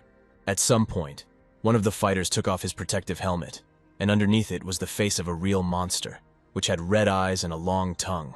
All the surrounding monsters immediately sensed a similar aura and stopped their attack for a while. The fighter took the second injection and was ready to destroy everyone who crossed his path. The monster soldier's skull glowed and enlarged veins popped out all over his body. Only a small group of fighters was able to repel the influx of huge monsters. The experts rejoiced most of all at their success, since this great experiment could bring them special results. It turned out that these monster fighters were created through surgery and drugs. The monsters' hearts were beating incredibly, and they were in a hurry to immediately go to the next line of defense to shed blood from all the creatures. Experts wanted to conduct tests on the body of these powerful fighters, but suddenly they saw an incredibly huge creature moving towards them from the side. It was not clear to the fighter where this overgrown man came from, but the specialist, through fear, explained to him that this monster consists of the corpses of killed monsters. Without understanding the whole situation, the energy fighter went to attack this monster. When the warrior attacked the huge creature, he was immediately grabbed by his hand. Judging by the external data, the specialist discovered that it was an 8th or even 9th level monster, since it certainly had fast reflexes. The captured fighter believed that this big monster was just trash, and he himself would definitely be able to survive. Trying to get out of the creature's clutches, the fighter administered another injection, and his uniform was torn into several pieces, and his body became simply huge. But this did not bring any results, as soon the huge hands of the monsters crushed the fighter into mush. The camp commander received a message about this rank 9 monster and immediately ran to warn the other camps. Looking out the window, the camp commander saw that there were quite a lot of these rank 9 monsters, and they were near the camp. The tired general came to the chairman and began to complain about the endless number of natural disasters. The commander believed that all the chaos on the front line was happening because Musk was not there. The chairman agreed that Musk should be punished accordingly for the situation on the front line. The chairman of the Federation asked the commander how many professionals of the 7th rank and above the army currently has. The commander said that in his army there are about 40 people of similar ranks and 6 professionals of the 9th rank. After the report, the chairman expressed the opinion that all these professionals should be able to withstand the attacks of monsters, since they have a large amount of cannon fodder.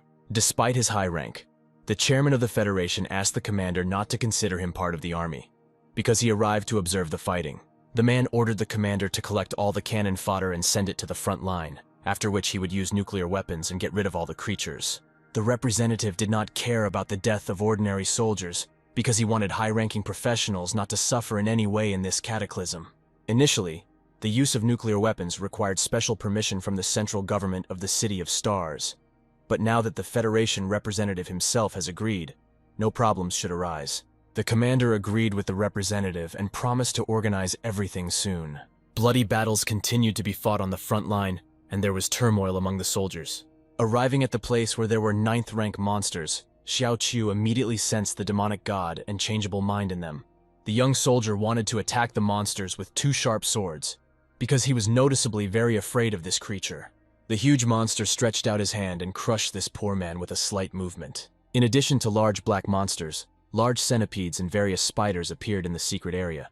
In front of Captain Zhang, a monster that looked like a wolf appeared again, and she immediately used the lightning effect. The girl turned to Xiao Qiu and asked him how to turn the situation in their favor. The main character said that he has a special plan, but he needs an hour to prepare. The girl and the hero were surrounded by monsters, and they realized that they did not have time at their disposal to make any preparations. The captain began to repel the attacks with everything she had, and was already ready for a terrible death. The girl decided to go to the underworld and talk privately with her father about past childhood grievances. The lady approached the cliff and took a step forward. In fact, it was not suicide, but a deliberate maneuver to inflict more damage on the monsters. The girl flew up and wanted to pierce the palm of a huge black monster with a spear, but she failed to do this. The monster waved his powerful hand, and the Zhang girl flew down. Captain Zhang was already ready to die, but suddenly the main character flew up to her and grabbed her on the fly. He left the exhausted girl to rest and said that she had only made one mistake, he was not going to die here. Xiao stepped aside, swung his sword, and instantly turned into that powerful monster. Having come to her senses, the girl saw that instead of Xiao Qiu there was some kind of terrible monster, and then she understood everything. With the help of his only weapon and fairly high skills, the main character managed to neutralize the huge monster and release liters of blood from it. The creature disappeared, and the winner stood in the form of a monster and proudly raised his bloody sword. Ordinary soldiers could not believe that someone could so easily kill this huge black monster. The commander-in-chief, who already wanted to use a nuclear bomb, were shocked by what they saw.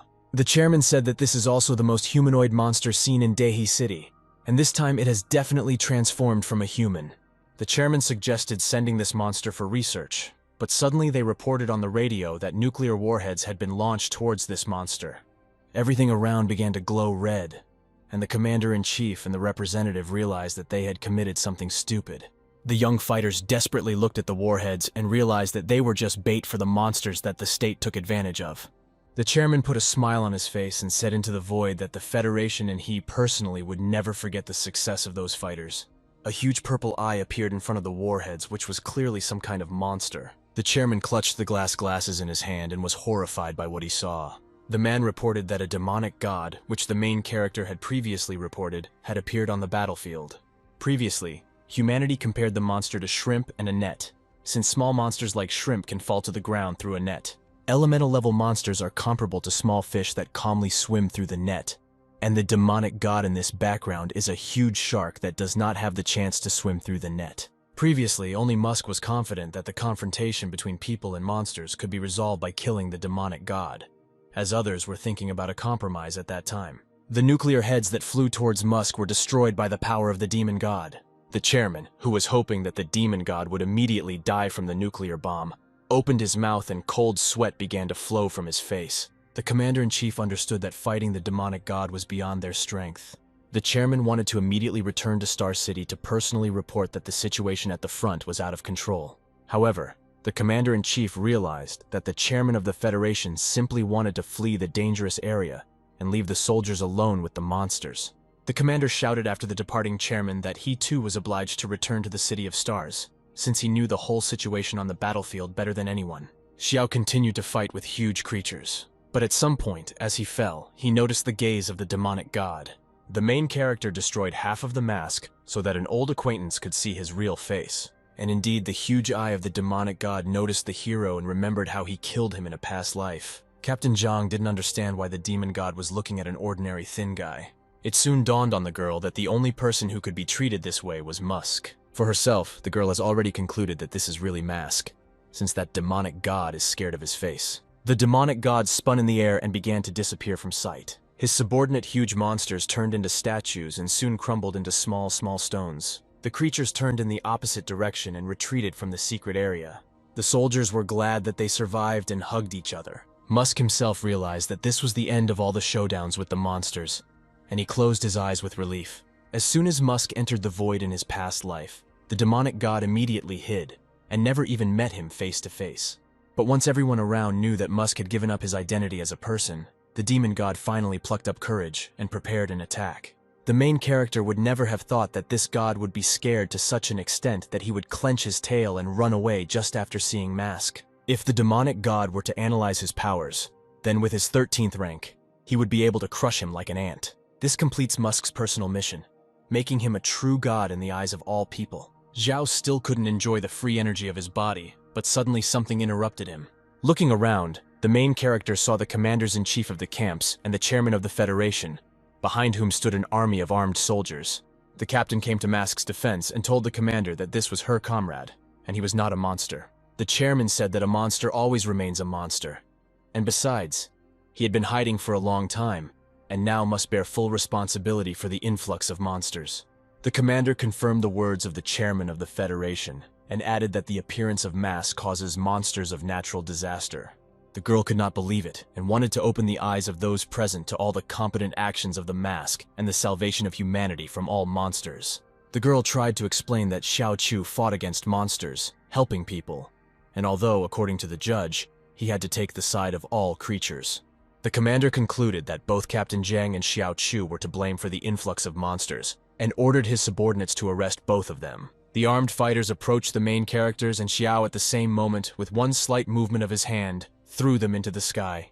The commander-in-chief put the brass knuckles on his hand and was glad that Musk showed his true colors. The commander rushed at Musk, and hoped that he had no strength left after a difficult battle. Musk, without hesitation, grabbed the chairman and pierced him through with his modest weapon. When the chairman was already dead, the commander told the soldiers to quickly arrest this crazy man, but they were against it. The man fell silent abruptly as Mask's energy sword appeared above him, which was about to deal him a fatal blow. Captain Zhang looked at the killing of people from the side and could not contain her emotions. The blind commander-in-chief arrived at the scene of the tragedy and expressed his joy at Musk's return. The man knelt down and promised the main character that, upon returning to the city, everything that should belong to him would be returned to him, and the military detachments would swear allegiance to him.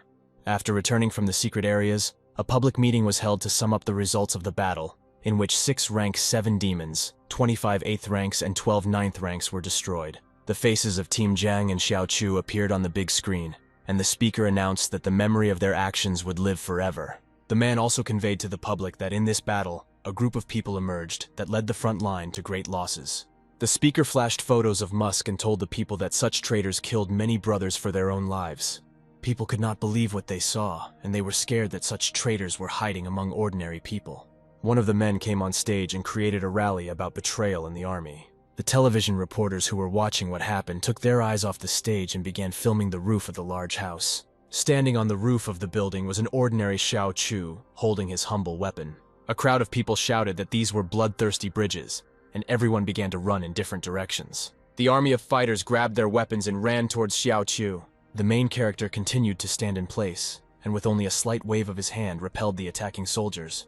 The soldiers wanted to call for help, but it was too late, as the main character's power began to come out and something terrible could happen. Xiao Chu walked up to the stage, and all the people made way for him without a word. The male speaker saw Xiao Chu, whom he had previously fought side by side with, and now accused of ridiculous crimes.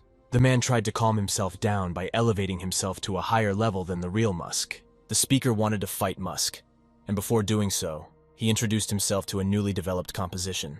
The young man did not want to participate in the battle with this vile man, but he simply wanted to capture the attention of the public. He was quite brief, and opening his mouth informed everyone present that he was the real Musk. The entire audience did not understand what was really going on, and suddenly Musk noticed Captain Zhang among them. The girl had previously guessed that this was Musk, but she did not believe it until recently. The hero told the people that only he can give them hope for a bright life, and all their possible stupidity will only lead them to death. Xiao Chu explained to the people that their government is trying to drive fear into them, which rejects all of Musk's services to the state. The man who drank the amplifier fell to his knees and bowed his head in death. Unafraid of his statement, Musk announced to everyone that from that day on, this world belongs only to him. All the puzzles about the powerful force and stories of the young man came together in Captain Zhang's head. The people raised their hands in the air and began shouting for Musk to rule this world forever.